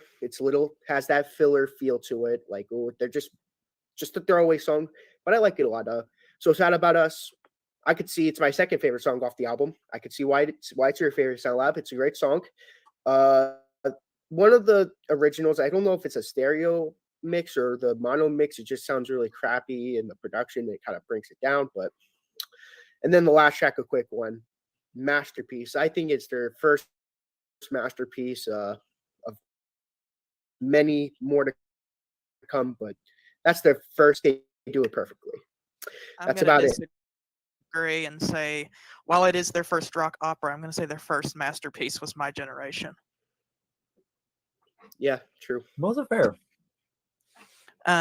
So that his number 3 is Happy Jack. I'm gonna go for my number 3 with this incredible album right here. My number 3 is the incredible album The Who Sell Out. So I had seen this album because I had told myself I was going to listen through all the Who albums from my generation through Who Are You. And I'd seen this album and I'm like, The Who Sell Out? What is this? Like, it's their third album and you've already sold out? Well, that must not be very good. But I see the front and it's Roger Daltrey sitting in a tub of baked beans. I'm like, I have to listen to this. I'm surprised I don't have the vinyl record of it. That is definitely my top Actually had it Who at that album to time. buy on record right now. I think I ordered it but- literally days before this came in. We did this. Yeah, you said I remember before the stream started, you said you just got it, like you just got the deluxe version at the time, and Mhm. like, oh wow, Yeah. good time. Now that I remember, I it, know. we I know. I didn't just know. I bought exchange it. more, but they didn't show up at that time. Yeah, now that I do remember, we did talk a little more on the before the stream. It was like a half hour before the stream started. It's like a half Mhm. hour, 10 minutes. Right. I remember us you talking before the stream started, though. Yeah. Now that I do remember. Mhm. Okay. Like we normally do. I mean, we talk. We don't talk as we don't do what we used to do. Where we talk, where we would start like way before the stream We do started. it at the I mean, end. if we usually- Yeah. when we start when we do it on StreamYard, yeah, but when we do it on what's it Zoom. called? No. Yeah. Zoom, we just sort of like start almost right away. Yeah. Because there's a time limit on those things. I play it, and the first song you hear is first. I did know because I had looked at something before that it was a mock radio program, that there were going to be commercials in between. So at least I wasn't weirded out by that. I knew what to expect, but I didn't know it was going to be that good. I start listening and you get like the little days of the week jingle, Monday, Tuesday, and then Armenia City in the Sky starts up, and I'm like, what is this? Well, first off, the lead singer on this is actually some guy named Speedy something or other that was Roger Daltrey's cab driver, something like that. And it's him and Daltrey singing at the same time, and then they purposely slowed down the song, had them sing, and then re-sped it up so that they'd sound really high-pitched. It's really weird. I will say I like the stereo version of most of the songs on this album better, especially this one because the weird sound effects going back and forth in your ear. I'm usually an all mono guy for the 60s, but this and Hendrix's Are You Experienced are two exceptions to that rule. That one's great, and I'm going to disagree with what Bryers said about the ads. I think they're what makes this album. You get some of the best just great 1960s pop songs with some goofy ads thrown in the middle, and it's like, when I first listened to this album, I thought, I've never heard any album like this before. This is good. Would you say you still think that the ads was a thing that you weren't crazy about, or has it grown on you? Can't remember if I already said it, but yeah, I mean, I totally get why they're there. I mean, in the context of the album, it makes total sense. But yeah, it's just like, I guess the mindset I was and kind of still is that of course I'm not gonna go to those ads by themselves. I'm not gonna go, ooh, I want to, like, I wake up one morning and I'm like, oh, I want to listen to Heinz Baked Beans today. That's a good song to start the day. I'm probably not gonna do that, but again, in the context of the album, it makes total sense. But that's kind of where I was coming from during that time, and still a little bit now. Gotcha. I like this. And Tattoo is kind of a goofy song about kids who are young and like, what do we do to be a man? Oh, let's go get a tattoo. And then like the guy who Daltrey is playing gets in trouble for getting a tattoo, but then his mom is like, oh no, I like your tattoo because it says mother, but then like she gets upset at the other guy for getting a girly tattoo. But it's a goofy song, but it's kind of cool. The main thing I have a problem with this album is, and it's the opposite of Who Are You? There's not enough Daltrey on this one. This is where Townsend makes up, because most of the songs are sung by Townsend on this record, but Daltrey doesn't sing nearly enough on this album, and I'm surprised with that. But then you got some great stuff like Our Love that's a really good song. I Can't Reach You. Then, of course, I Can See for Miles, Silas Stingy. Sunrise is a beautiful song. And then you get the goofy commercials like Heinz Baked Beans, Odorono, Spotted Henry. Yeah, those ones I and can do without. those are goofy, but I actually kind of like them. I think it makes the album.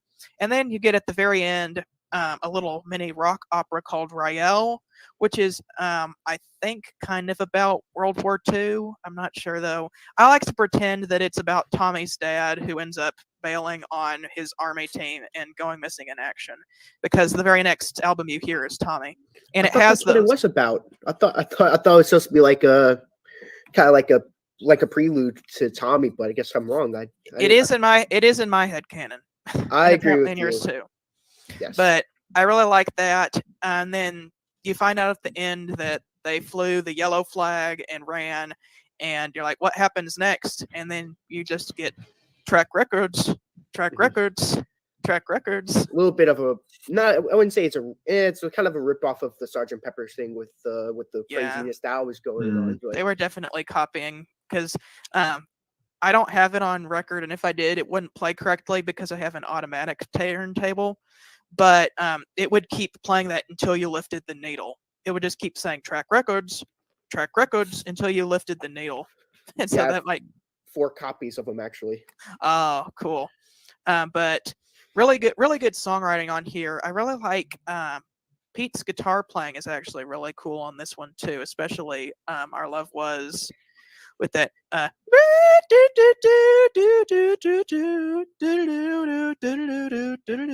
like the Kendrick style guitar solo. The mono version's nowhere near as good. Plus they got rid of the French horn part of the song. It's like, I'm like, come on, like they destroyed it on the mono version. That's like like you said, it's like one of the few cases where the stereo version's better. The only song that I will 100% say, I will say now, I feel like it's now 50-50 with the stereo or mono, because albums like Who Sell Out, Hendrix, the 2 albums that Garrett mentioned, definitely true. Disraeli Gears by Cream. What else? What other albums? Delivered by Mamas and Papas. I feel like they sound the best on stereo. But then there's albums like Something Else by the Kinks, Sgt. Pepper's, where it sounds a lot better in mono. So it's 50-50 on the mono stereo now for me. I think Garrett agrees with me on that too. What do you have to say about that though? I mean, yeah, when it comes to the audio stuff, like I'm usually like I just go with what I prefer. I think I kind of prefer the stereo, but I've heard the mono. Actually, when we were doing this live stream, I purposely listened to the mono because I assumed that's what we're going to be listening to. I didn't hear the stereo till a little bit later, but even in mono, I enjoyed it as well. I think kind of like you. I think it's about 50-50. I think both sound pretty good, but I think I just prefer the stereo just a little bit more. Gotcha. I like the mono better is I Can See for Miles, but the stereo mix actually isn't bad. The 90s remix of I Can See for Miles is bad, but the OG stereo mix is pretty good. But specifically, my favorite mix of I Can See for Miles, and this is going to sound really nitpicky, but it's the US single version, and that's the version I used whenever I played that video. It just they turn the aux up on that one, and so it just sounds really crazy. But I like this album. My number 3 is The Who Sell Out, and they must have sold out for something good because they ended up making some good money. Yeah, exactly. All right, number 2. I'm going with Quadrophenia. So this is of the concept albums they've done. This is my favorite. sorry to interrupt you there, Briar, but I may or may not agree with you on that being that number 2. Before I'm like, really that's so high on the Okay. list, but now I'm like, maybe you're onto something. Briar's CD showcase.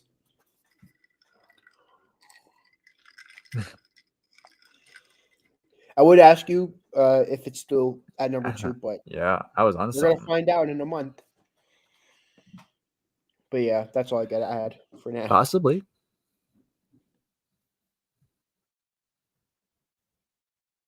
But I understand why you two have it a bit lower. I actually don't mind the length. I actually don't mind it at all.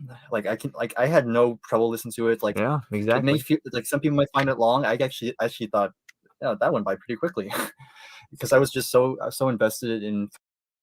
It's funny you said the exact same thing with Exile on Main Street. Right, exactly. It's because we Some both things said, don't "Oh, change.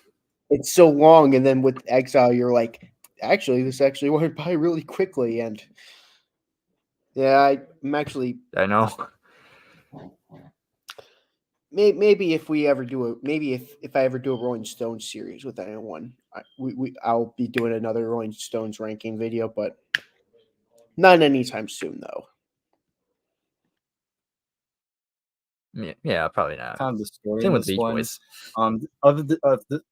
This story I tend to relate to the most because it's about this mod who's kind of feeling a bit out of place where he is right now. And he's trying to act tough, but in deep down he isn't so much. And of course his parents don't understand him, so he's kind of in that dilemma. So again, that's basically my high school in a nutshell. Aside from the Dr. Jimmy part, that never happened. But Subdivisions. yeah. It's funny because that's another reference I couldn't get. So I didn't was in Right, a yeah. rush. Subdivisions, yeah. Like subdivisions. I don't ever remember that being in Quadrophenia Mm-hmm. or in Dr. Jimmy. Now that I know the reference, Garrett, Mm-hmm. you're amazing. That was an amazing reference. Right. Yeah. I'll say I also got to add. It's good that you can't relate to the Dr. Jimmy song. Thankfully. I mean, hopefully that hasn't happened. Good. In all seriousness, though, yeah, Yeah. that subdivisions reference is superb. Mm-hmm. Yeah. Yes.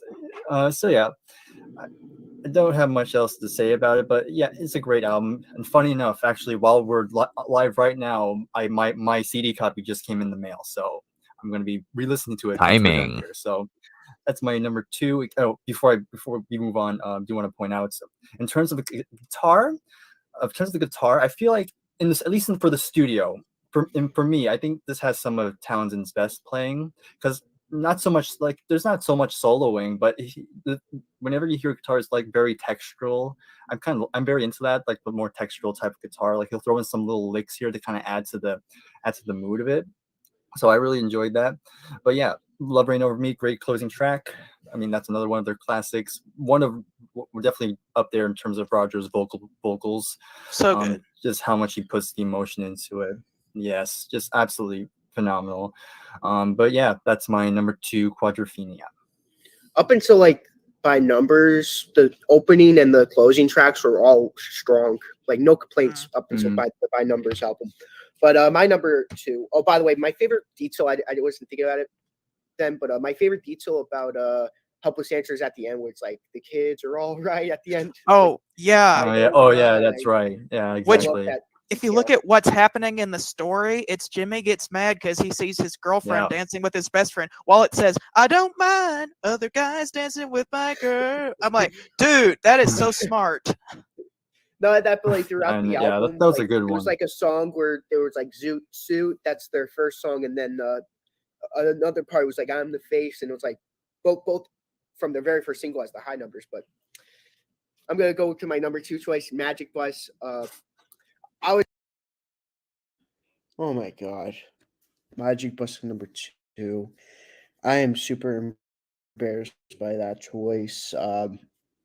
Yeah. Um let's just say it's a lot not as high as it is now, to say the least. But yeah, that's all I gotta say about that.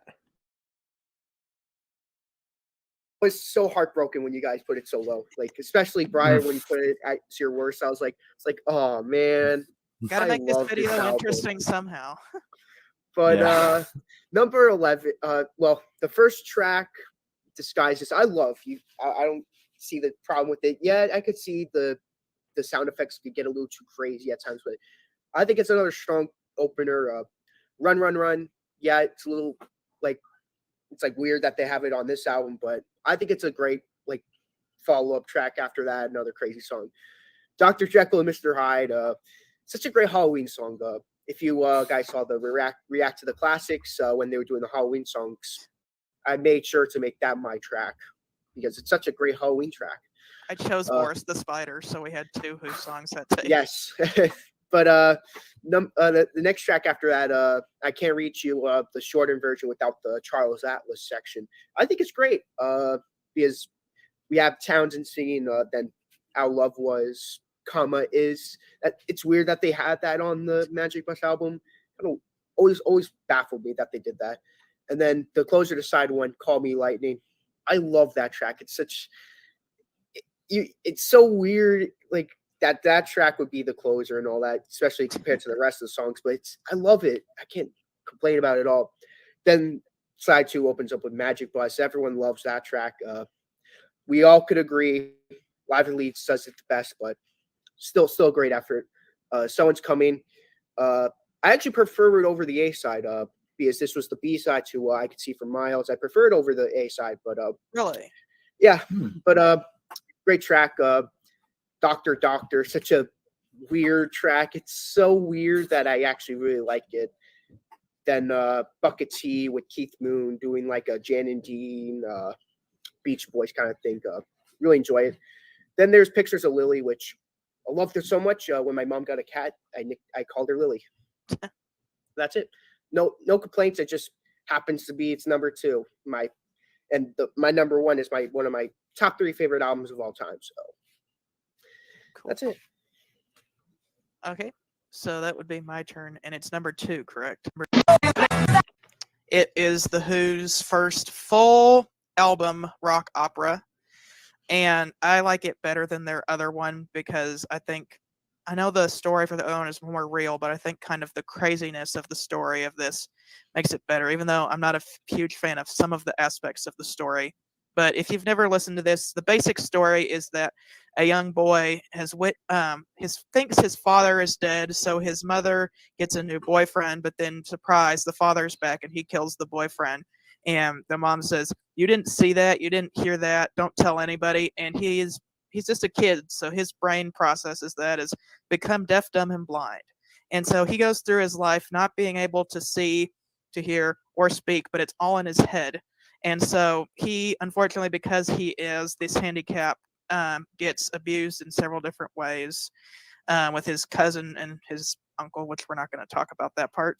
Yeah. I hate that song. Although I know why Pete Townsend put that song on there, because he was abused by his aunt and he had to open up about that somehow. I just wish he would have done it in a different way and not putting it on an otherwise great album. I would skip that song when I get to that part, but it's only 2 minutes long, and it would honestly take me more effort to get up and move the needle. So I just grit my teeth sometimes. But question: did they kill Ivor the engine driver? Is that the person that they killed? Yeah, him, Uncle Ernie, and Ivor the engine driver are 2 people that I'm not a big fan of. And guess it wasn't All Forgiven after all. They're just Well, not. Oh wait. What if that song was? What if Ivor the Engine Driver was the guy in Tommy? That's what I I. never, You cracked I the never code. put that Where together. the comment said there was a comment on this song, and I'm like, oh my god, I could see that, but it was Dude, like I'm I gonna was think like, that now. I was like, maybe it wasn't all forgiven. Like, oh, it's all forgiven, but then he kills him, and I'm like, ooh, guess it's not all forgiven. So they never said it happened in 1921, but I can totally see that now. Oh my goodness. Well, anyway, what happens is he ends up getting really good at pinball for some weird reason, and the doctor tells the parents that it's all in his head and that he's going to have to figure it out himself. So the mom ends up destroying a mirror because she sees him looking in a mirror, and that kind of destroys his self-image, and he regains his senses, but then he kind of becomes the bad guy at the end, becomes way too self-obsessed, kind of gets a cult following and makes a religion based on himself. And the people at the end are pretty much like, this guy's crazy, because he tells them, if you want to join me, you have to put earplugs in, wear shady glasses, and put a cork in your mouth and become deaf, dumb, and blind yourself. And they're like, that's crazy, we ain't following you. Also, And they gotta play pinball. yeah, and play pinball. And he ends up it's very open-ended at the end. I am going to review this album eventually, so I'll talk more about it then, but I really feel like this album, a lot of it seems like all these are awful people. What is this album about? This album is about people who feel like being outcast to society, finding their place. I feel like realizing you're not a freak, you're not all that in a bag of chips, you're you. That's kind of what this album is about.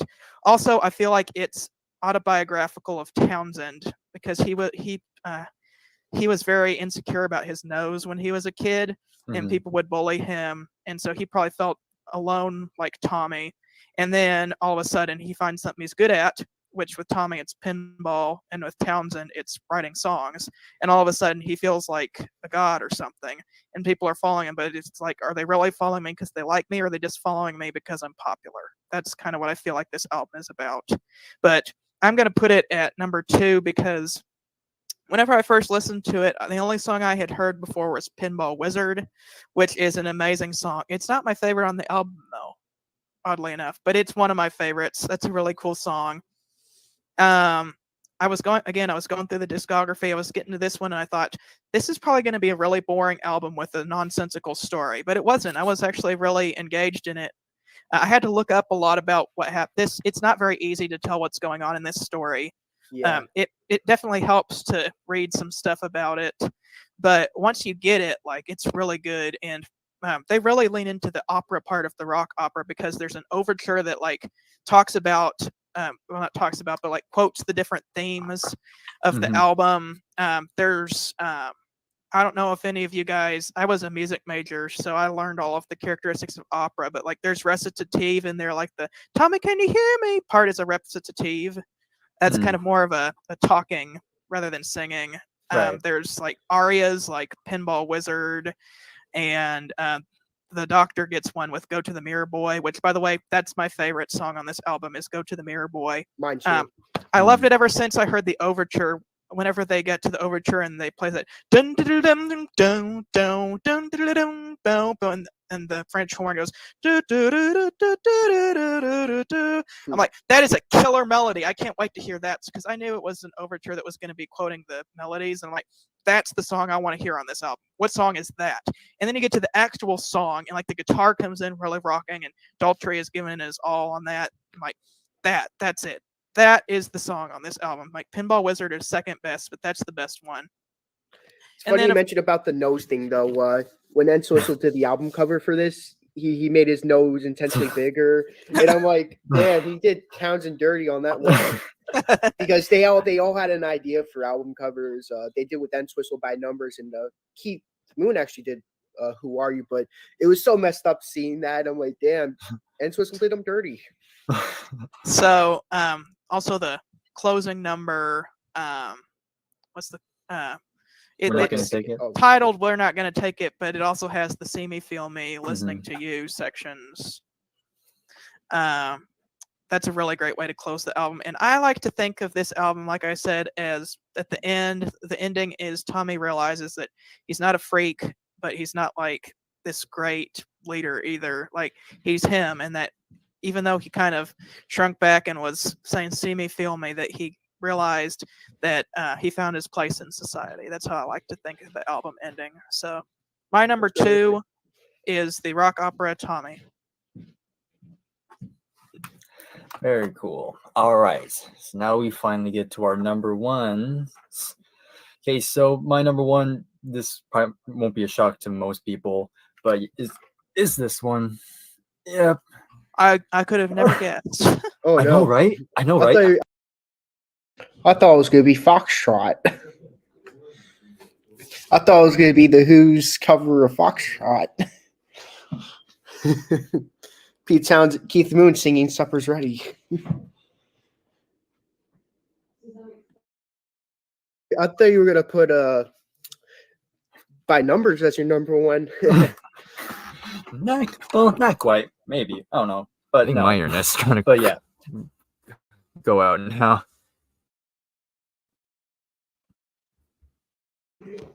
Who knows? Maybe your number one might end up being Who by numbers. Yep. There goes my internet. Oh man, that sucks. Okay. Yeah. You appear fine, so.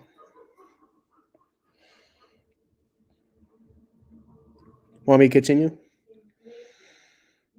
Yeah. Mm,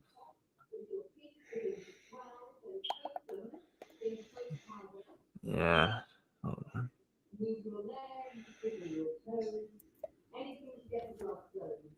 Dang it. Well, Bryers out. I'm gonna before I click continue. I'm gonna wait for him to come back. Yeah. I'm the only one who didn't have Who's Next at number one, and I mean that's still gonna be the case. Yeah, he just messaged me to give him a second. I'll wait. Uh, yeah, this was a fun video to make. Man, it was didn't feel like 2 hours making the video. Well, clearly it said on the video said it was 2 hours, but didn't feel like a 2 hour video. I don't have a whole lot to say. I just gotta wait for Garrett to get back. I mean, Garrett, I gotta wait for Breyer to get back, and I'll continue the video then.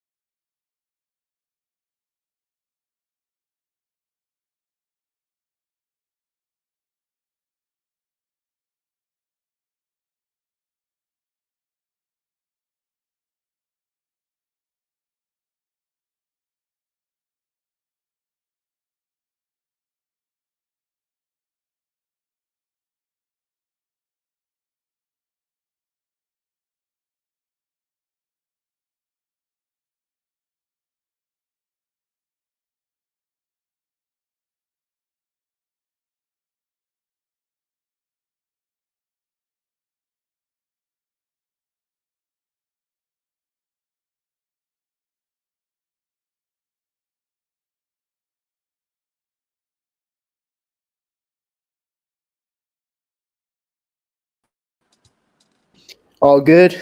All right, I'm on my phone this time.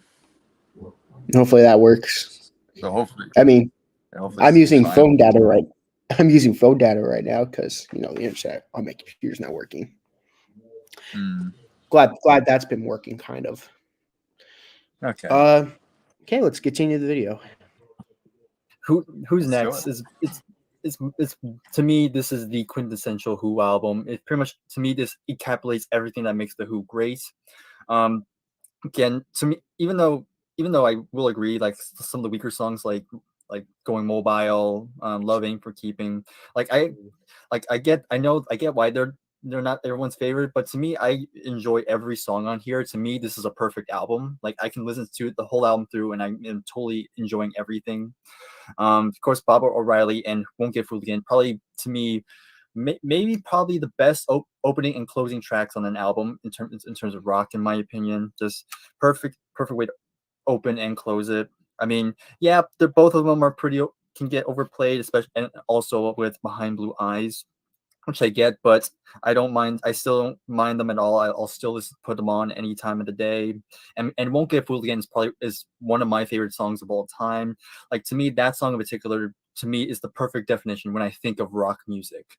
Like, has everything, got great guitar riff, drumming, vocals, bass, like all that's just, and even the synthesizer, just to me that's what rock is. Just that sound. And of course has the most iconic scream in rock history, of course, that we've alluded to a couple times on here. But yeah, it's a classic 70s album, and to me the best by the band. So Who's Next by the Who is my number one. Well, guys, Sound Lab, I know you knew this was coming up. Who Yes. Sell Out? I don't know. It's just along That's a good with choice, though. for me, my top three favorite albums of all time include this album, the Kinks' Preservation Society album. I love that album to death. And Aftermath by the Rolling Stones. Those three albums are on a pedestal. I don't know where to rank those three, but Who Sell Out's one of them. It opens with Which Aftermath is? Is it the one with Paint It Black, UK, or is it the okay? UK. It has to be the full one. Without You Out of still Time agree with and that top Take It or three? Leave It, it's not the same. Same with Mother's Little Helper. We're gonna But, agree to disagree. I like the US one better. Yeah, but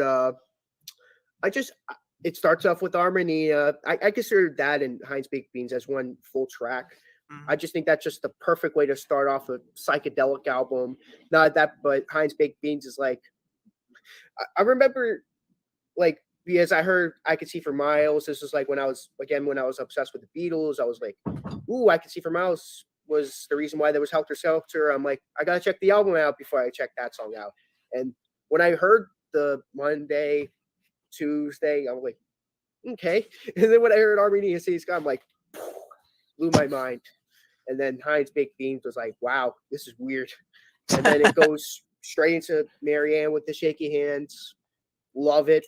Such a great track. I don't know why I love it so much. It's just, that was like one of the standout tracks at the time. And then that goes into Odorono, another solid vocal by Pete Townsend.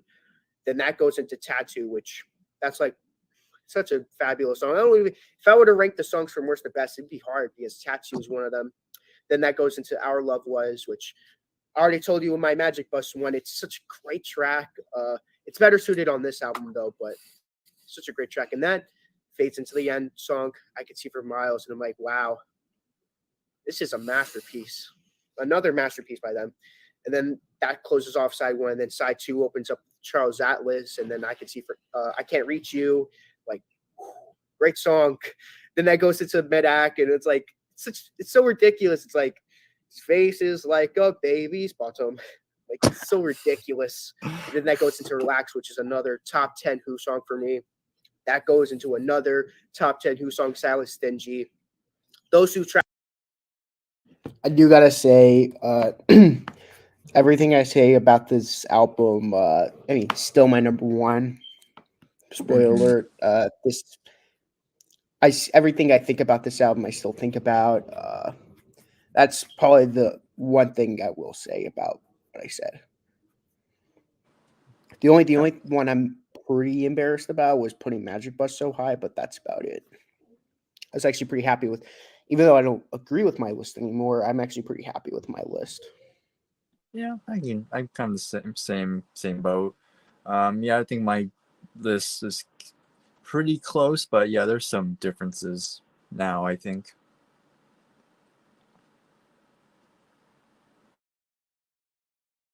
Tracks alone make this my favorite album by them. And then I like Sunrise a lot, but after those two tracks, it's kind of like a little bit of a letdown. But I still love the track. It's my least favorite, but I still love it to death. And then Rael closes it out, and that's another top 10 Who song for me. So it's just a masterpiece album front to back. There's nothing more I could say. Like, going into this, I knew this was gonna be number one. I re-listened to it, just like kind of like Satellite did. I'm like, do I really want this at number one? I'm like, yes, this is number one. But sorry for people who want Who's Next or Quadrophenia or Tommy to be at number one, but I can't put those at number one. Funny story. Armenia City in the Sky. The original title was I'm an Ear Sitting in the Sky, but Roger Daltrey misheard the lyric and was like, "Oh, it's Armenia, not I'm an Ear." But if you say it with a British accent, it sounds like Armenia. On my iTunes, I titled that I'm an Ear Sitting in the Sky. I'm like, you know what? I'm just gonna do that for fun. Yes. Okay, so oh my, time for me to list my number one. I wonder what it could be. I don't think this is gonna be. No, it's a Who song. Like, oh no, Yeah. I'm like, no, you're wrong. I showed him the years, and I'm like, nope, you're wrong. He's like, okay. Okay, so Who's Next is a very special album for me. First of all, it is probably either my fifth or sixth favorite album of all time. It's between that and Cosmo's Factory are vying for that fifth position, which is probably why I had Nick do the Who Are You versus Cosmo's Factory, because I know he likes Who Are You better than Who's Next.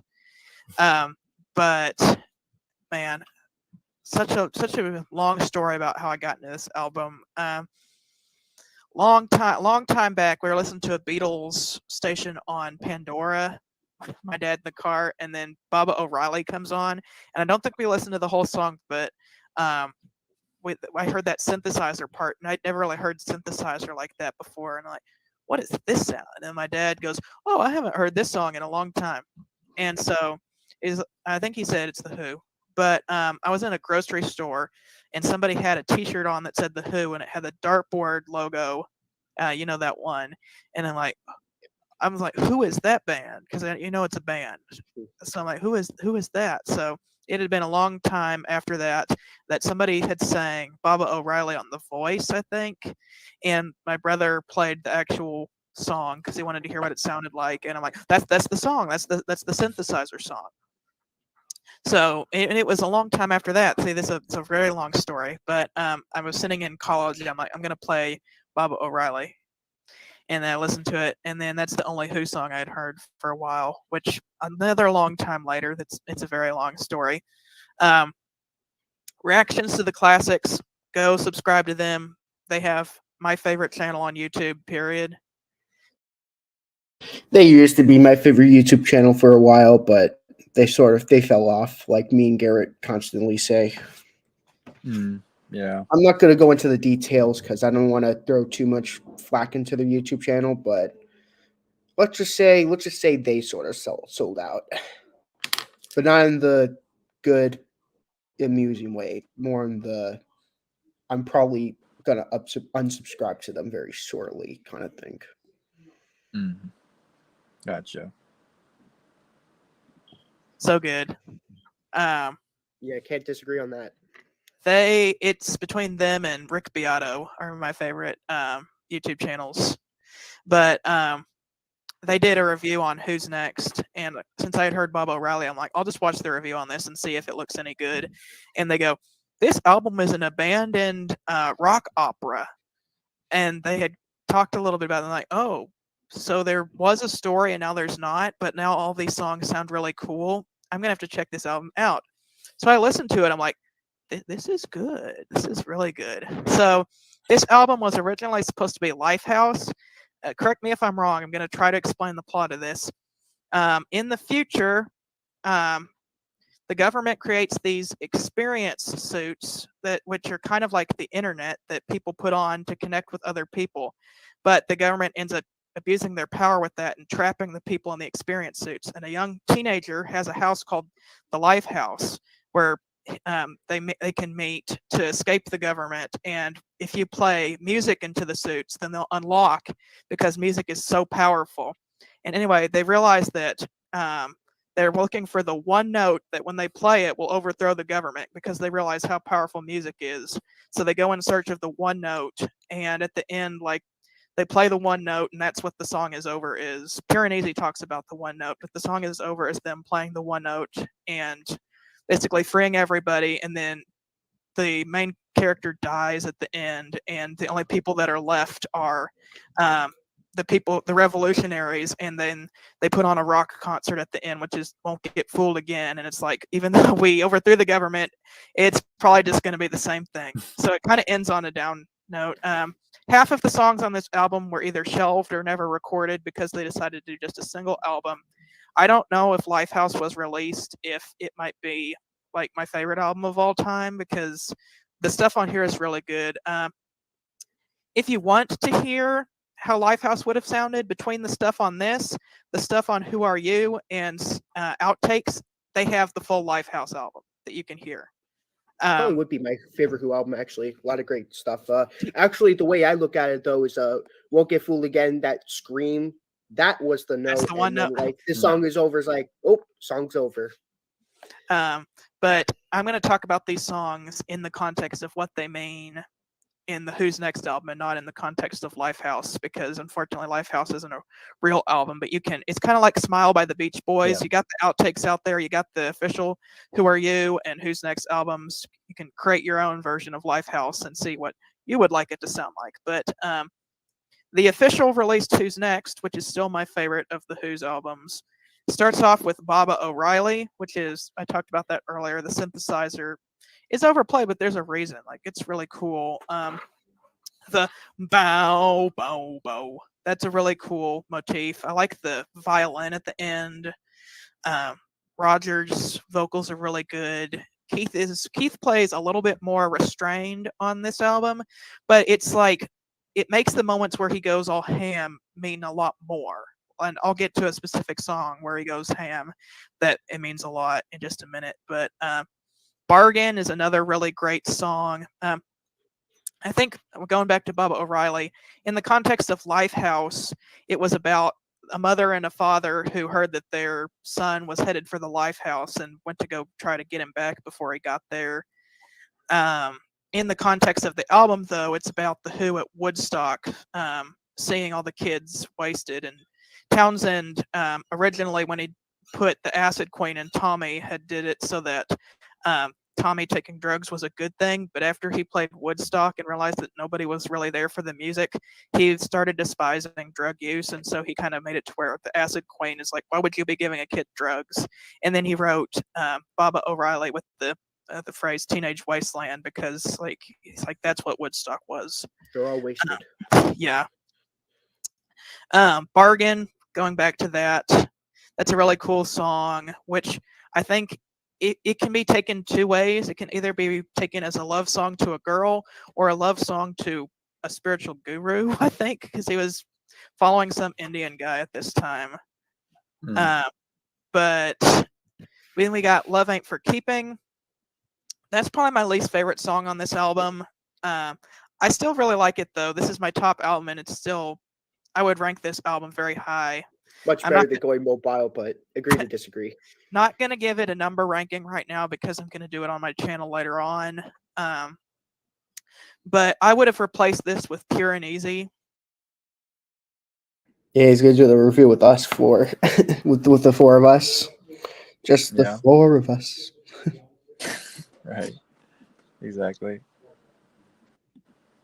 Because that introduces, like, even though it's not a concept album, it talks about the one note, and like this theme, the theme of Pure and Easy reappears later in the song Is Over. So I feel like it would have worked really well there. My Wife has nothing to do with Lifehouse. This is Entwistle writing a song afterward. It's a goofy song about a guy who gets drunk, ends up spending the night in the washroom, and his wife thinks that he's been out with another girl. So he's coming after him with all this crazy stuff, and he's got to get away with like a judo expert and a machine gun and a tank and an airplane and stuff like that. And it's like he doesn't have time to explain because he'll be dead before he can get any words in. Yeah, even though it has nothing to do with Lifehouse, it's just a great addition to the album. Even when I did it against Who Are You, I had to put My Wife better than Sister Disco. I just had to. We're getting, oh my goodness, this is only our second live stream, and we're already getting bots. That's crazy. Yeah. That tells you made it. Once you start getting bots, you know you've made it. Oh, yeah, Do not click on those bots. Exactly. Don't do it. Yeah, about that. Oh, you should have told me that before I clicked on it. That's why I should have joked and said that. I was like, oh, you should have said that before I clicked on him. Right? But I don't think I had a single bot yet, so I guess I'm not making it. Just kidding. That doesn't matter. Me neither. Wow, you have more subscribers than Garrett, and you didn't get any bots, so I know. maybe My he's channel's just not really good enough. Mm-hmm. We're not worthy. We're not worthy. Right. Yeah. Oof. Find a girl in real life, you're a good friend, have a real relationship. Those bots are no good. Anyway, which song were we on? We were on My Wife. It Whistle adds the signature Prince horn section, which honestly he says that he's a horn player first and a bass player second. So if that's true, then he must be really good at that because he's a great bass player. Yeah. That's an enjoyable song. Kind of, that's one of the reasons that I feel like it would have been better to have Who's Next rather than Lifehouse, because this song probably wouldn't have existed if Lifehouse had come out. But then we get to my third favorite song on this album. The song Is Over. That's a beautiful song. That's an underrated one. It's in my top 10 favorite Who songs. Taken in the context of Lifehouse, it either means that they're lifting up the one note to destroy the government, or that it's just like the song is over, bye guys, like ending off the album. Taking it in the context of Who's Next, though, it's kind of a more sad meaning. It's a breakup song about that this girl doesn't like him anymore, but he thinks of his love for her as a song, that even though she doesn't like him anymore, he wants to keep on singing it, even if it takes a million years for him to realize that she doesn't like him anymore. And that's kind of sad. But this is the song I wanted to talk about with Keith Moon's drumming. He starts off very relaxed and kind of more restrained, and then you get to the chorus with Daltrey singing. Townsend sings the verses and Daltrey sings the chorus, and you get to the I'll sing my song to the wide open spaces, and he's like like those fills on that song, and you get the synthesizer, which I don't know. I think the synthesizer at the end is supposed to be the one note, but I'm not positive on that. Me neither. I don't know what the one note is because Lifehouse never came out. But you get this is a wonderful way to end the first side of this record. Fun story. When I was in gym class, I had a really cool gym teacher. He would let us play music, and I'm like, I'm gonna play some Who tracks, and he's like, oh, the Who, and I would play Bob O'Reilly, but then I'll play Trick of the Light, and we got to This Song Is Over, and I'm like, you're gonna love this song. And he's like, okay. At the end of the song, he's like, Nick, you turned me into a Who fan. There you go. Probably one of my prouder moments, if I do say so myself. Yeah, a nice little story. Yeah.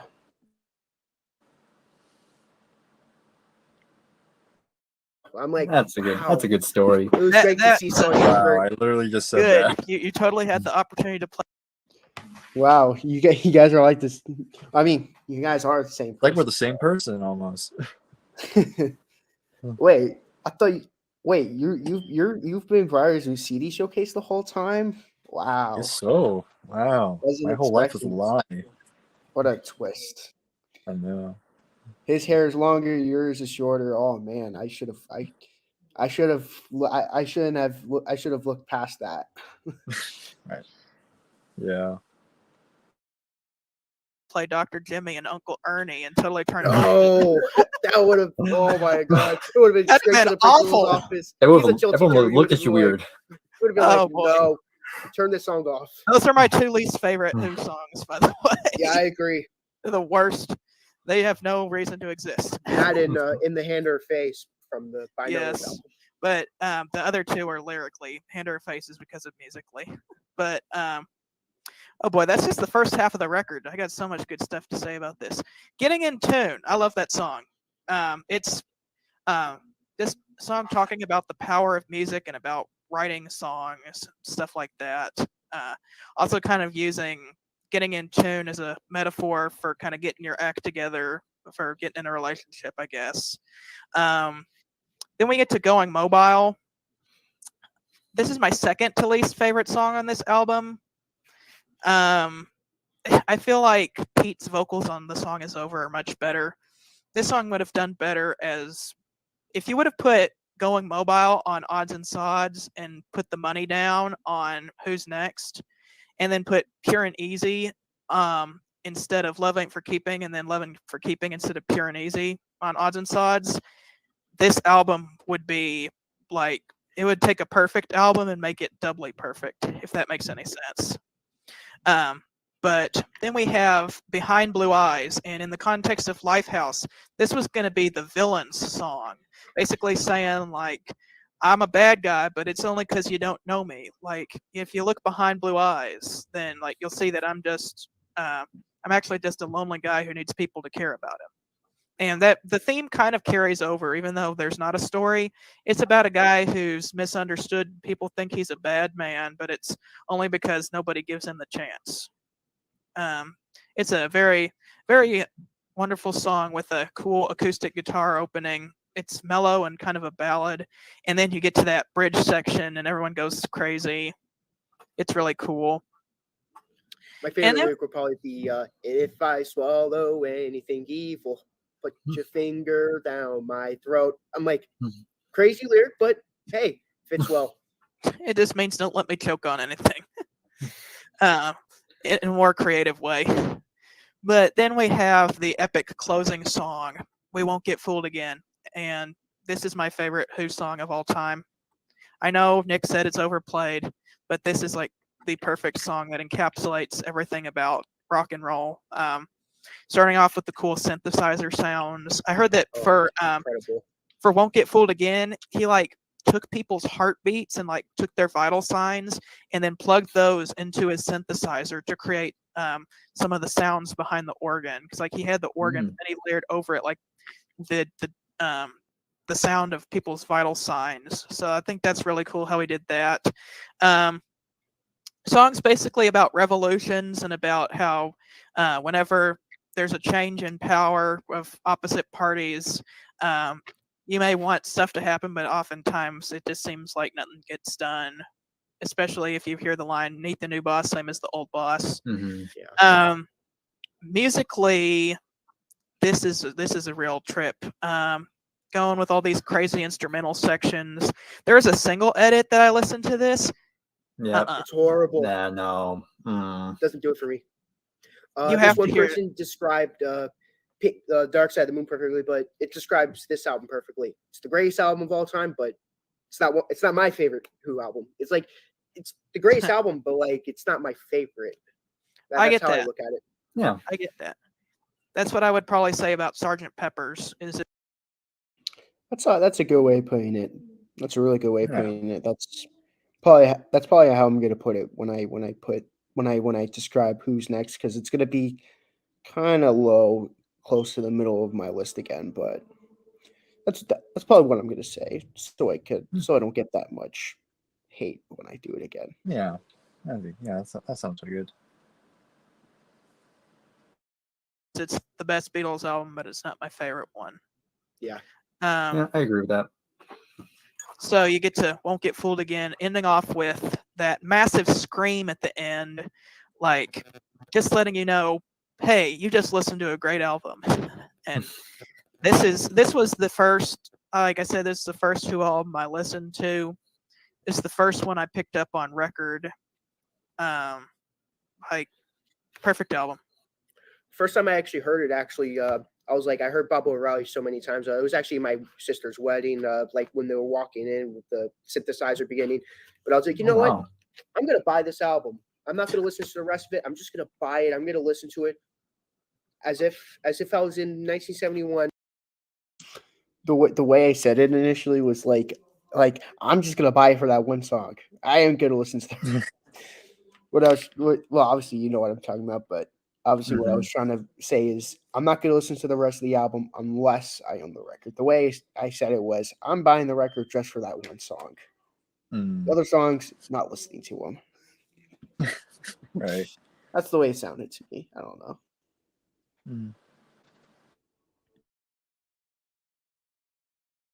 And then I got to the last track and I heard that. I'm like, what? But in a good way. This whole album blew my mind when I first heard it. And this song is over what made me a Who fan, just like my gym teacher. So let's everybody say their list from, we'll go around Bryar, Nick, and then me. Say your list from 11 to 1 so that everybody definitively has a list of your albums. All right, so number 11 for me was Magic Bus. Number 10, The Who Sings My Generation. Number 9, Happy Jack. Number 8, Odds and Sods. Number 7, Who Are You? Number 6, Live at Leeds. Number 5, Tommy. Number 4, The Who Sell Out. Number 3, The Who by Numbers. Number 2, Quadrophenia. And number 1, Who's Next? Okay, my 11, Odds and Sods. Number 10, Live at Leeds. Number 9, Tommy. Number 8, Who's Next? Number 7, By Numbers. Number 6, Quadrophenia. That was pretty. I felt like that was lower than it should have been. Number 7. I don't know. It's definitely in my top 5 now. That I'll give. That's the most I'm giving away for that. Okay. Yeah, barely missed the number 5 track. But number 5, Who Are You? Number 4, Sings My Generation. Number 3, Happy Jack. Number 2, Magic Bus. And then my favorite Who album, Sell Out. Magic Bus definitely went a lot lower. For me, number 11, Who by Numbers. Number 10, Magic Bus. Number 9, The Who Sings My Generation. Number 8, Happy Jack. Number 7, Odds and Sods. Number 6, Quadrophenia, which that one might be bumped up a few spots if I were to do the single album version of that. Number 5, Live at Leeds. Number 4, Who Are You? Number 3, Who Sell Out? Number 2, Tommy, and number 1, Who's Next? Well, there you have it. I see we have two pretty people varied lists. Yeah. very Yeah. different. Besides you guys, number Yeah. 2 spot, we have pretty much me and Sound Labs number 6. We have it pretty much exactly like all of them are polar opposites. Yeah. So we've got interesting. 2 people watching, it looks like. Do you guys have any questions for us or comments about our lists or something before we head out? I can imagine someone being like, "Why is Magic Bus so high? Why is Who's Next so low?" I will say, Besides the Who's Next thing, I'm questioning myself why I put Magic Bus so high. yeah, Let's see what you have to say though. I will say, if people are maybe hopefully typing, but I will say that this was actually a very cool experience because The Who was a band I've been meaning to get into for a long time, and just like Jason said in the chat that I was kind of the same thing. I was only familiar with Tommy and Who's Next, but this was a good opportunity for me to really, yeah, exactly that one right there. This was a really good way for me to really look at the band's whole career up at that point, up to 1978. And my respect and love. I feel like the StreamYard thing is a lot different than it is now. Like it's a lot more simplistic. Yeah, maybe. I mean, it's getting more popular Has now. really gone up because of it. Like I know yesterday, me and Jason and Adam from What the Gym, we did our top 10 favorite British bands. The Who didn't make it on my list, but I say after this, they're probably at number 11 right now. And who knows? Maybe they'll even make the top 10 at some point in the future. If I did a top 10, so after almost a year of making this video, you think they're in your top 10 now? You know, I think so. I think they would be in the top 10. I'm not sure where exactly, but I mean, my number one's never changing, but of course, but Of course, yeah, Queen. yeah, I think yes, of course, but I know the Who. I think the Who would definitely be in the top 10 now. Yeah, Queen, Rush. Well, not Rush. Rush is Canadian. Oh, Yeah. I'm an idiot. Genesis. Of course. I had Genesis. yes. No, I had yes in there. Yeah, Yeah. interesting. Beatles, Rolling Stones, The Who, The Hollies, Small Faces. Those five will definitely be on there. But The Who for me, like before it was the Beatles, but then The Who just like I listened to their albums enough times to be like, wow, I don't know how the Beatles could be better than this, but hey, the way I look at it though is the Beatles and the Who, like those are the only two bands where like when they don't agree with my number one, I'm like, fair enough. That album's great, or that album's really good, or if they put it low, I'm like, fair enough, because those albums are better. I could see, but yeah, that's how I feel. Well, it looks like that's going to be it, guys. Anything to say before we head out? Go listen to the Who. Long live rock. Exactly. Be it dead or alive. I like what you said. All right, guys. Thanks for stopping by. Pleasure that you invited me. Yeah, same here. I'll definitely have you guys on the channel again. This is great. Yes. And many more to come from there. I mean, almost 1 year later, we're about to redo this again, and with Jason, the old millennial. So, yeah, very looking forward to doing that. Yeah, this was good. A lot of fun. Yeah, just like going just a blast to the past. Yeah, kind of going back memory lane, seeing where we were a year ago, to see how far we've come. This was like a week or like a day before I started working at KCR, so it's crazy to think how things turned out in general. Yeah. And let's continue. We have like less than a minute left. For later tonight, I'm actually going straight into filming another video. I'm going to try to get it up by tonight. I'm going to be not doing the guitar cover for him. I've already been working on the guitar cover, but we're going to be reviewing Moving Pictures by Rush, my favorite album of the 1980s. Go give that a watch. Anyway, see you guys. See ya.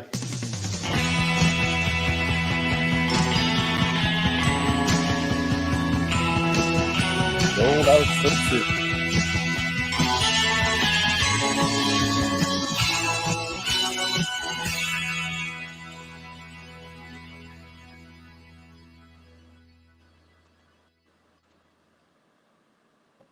Yeah.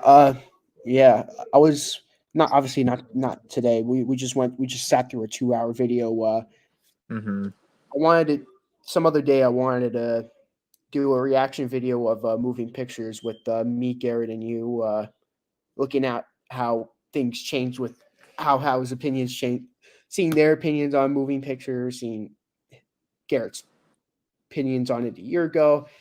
But yeah. That's the end of the video. That's the end of the video. Is there anything you like to say like finishing things you want to say about the video? Yeah, I already kind of brought it up earlier, but yeah, again, it was kind of nice kind of going through, seeing where we were a year ago, and I think all of us have gotten a lot better when it comes to like saying our thoughts on certain things. I mean, of course, we're not perfect, but I feel like I think for me personally, I don't know about you, but I think I've been able to like formulate my thoughts and just being able to kind of portray them on camera and just be able to say it cohesively, because I always have the tendency to always stutter and stammer. Sometimes I lose train of thoughts easily.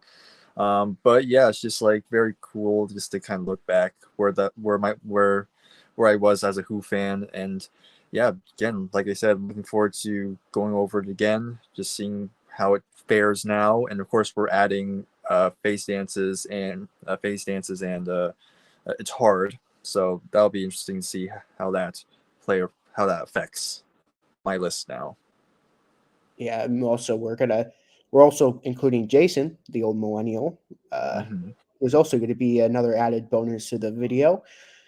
What I gotta say is it's great. This is the first time I met you. First time I saw. First time me and Garrett talked to each other like kind of not through text or messages, Mhm. which is nice. Which is great. Um, Yeah. and obviously, me and Bryar obviously got along pretty well. We did a full album series. We're doing another series. We just got done doing that about 3 hours ago Yeah. with Mamas and Papas. Check that video out. We're already planning the next one after that as well. Yes, of course, we do that. We try to do our reviews every Saturday. Next week we're gonna be doing the Papas and the Mamas, which is basically a switch around from the Mamas and the Papas. But yeah, it's great to see where the channel would where we started off on the channel, just starting off humble beginnings.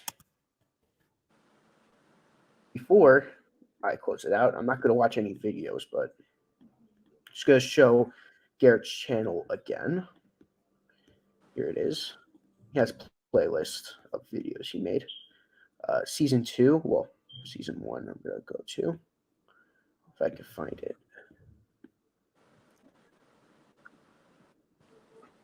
Oh, there it is. Of course, we're eventually going to do David Bowie because this video, 2112, Jethro Tull, the Who review, the Thick as a Brick, Steely Dan, Blonde on Blonde, Moving Pictures, Happy Jack. A bunch of these reviews are without us. It's when it's with his friend. Mm-hmm. Interesting to see the first season be basically mostly without us. Yeah. Besides, of course, the ranking videos and the top tens, and this is another video I wanted to react to eventually. The Creedence Clearwater Revival review with not review the rankings with the Oh boy. Well, it's just me now. Once again. That was an accident. There we go. Yeah, let me bring it back. This is There the we go. first video with Jason, the old millennial. Of course, Jacob Martin. That was a great video make, by the way. I loved making that video. Creedence Clearwater Revival ranking, season 2. The Wall we didn't review. Kate Bush, Hounds of Love. This was before. This is another video before we joined. Would have been cool. That was one. That was actually Kate Bush was actually when I requested the Kate Bush because I won that contest. He did. Yeah, I remember. Mm-hmm. But like The imagery. But like it wasn't like, you weren't like doing the review though. Would have been nice. It would have been cool to see you in that video. Yeah. Maybe one day we'll revisit that one because I do have a lot to say about that. I'm not the biggest fan of Kate Bush, but I would like to do that just to get used to it. And then of course the awesome thumbnail Garrett made for the how worst the best Beach Boys with your face with the right with the Summer in Paradise. Yeah. like what is this? Yeah, we were definitely more dominant on the videos on season 2, I'd say. Mm-hmm. Season 1 was mostly them, but this one's us. The Johnny Cash review was like the last review with them. Yeah. My favorite season 3. Yes, it's all us. Odyssey and Oracle, Crosby, Stills and Nash. That's my favorite video we've made. Of course, the 2 Led Zeppelin reviews with Jacob Martin on both of them. Supertramp, Who Sell Out, and of course our most recent video, which is one of our redo albums, which is one of his redo albums that we did with him, which is season 4, Moving Pictures, with the awesome thumbnail. Yes. Love it. It ain't easy being cheesy. But in all seriousness, pleasure to be on his channel. was nice to be on a live stream on your channel that one time. It's great. It's great to doing videos on my channel with Bryers, Garrett, and of course Jason, the old millennial. Yeah, so that should be the end of the stream. See you guys in the next video. So long. This is the last video. Make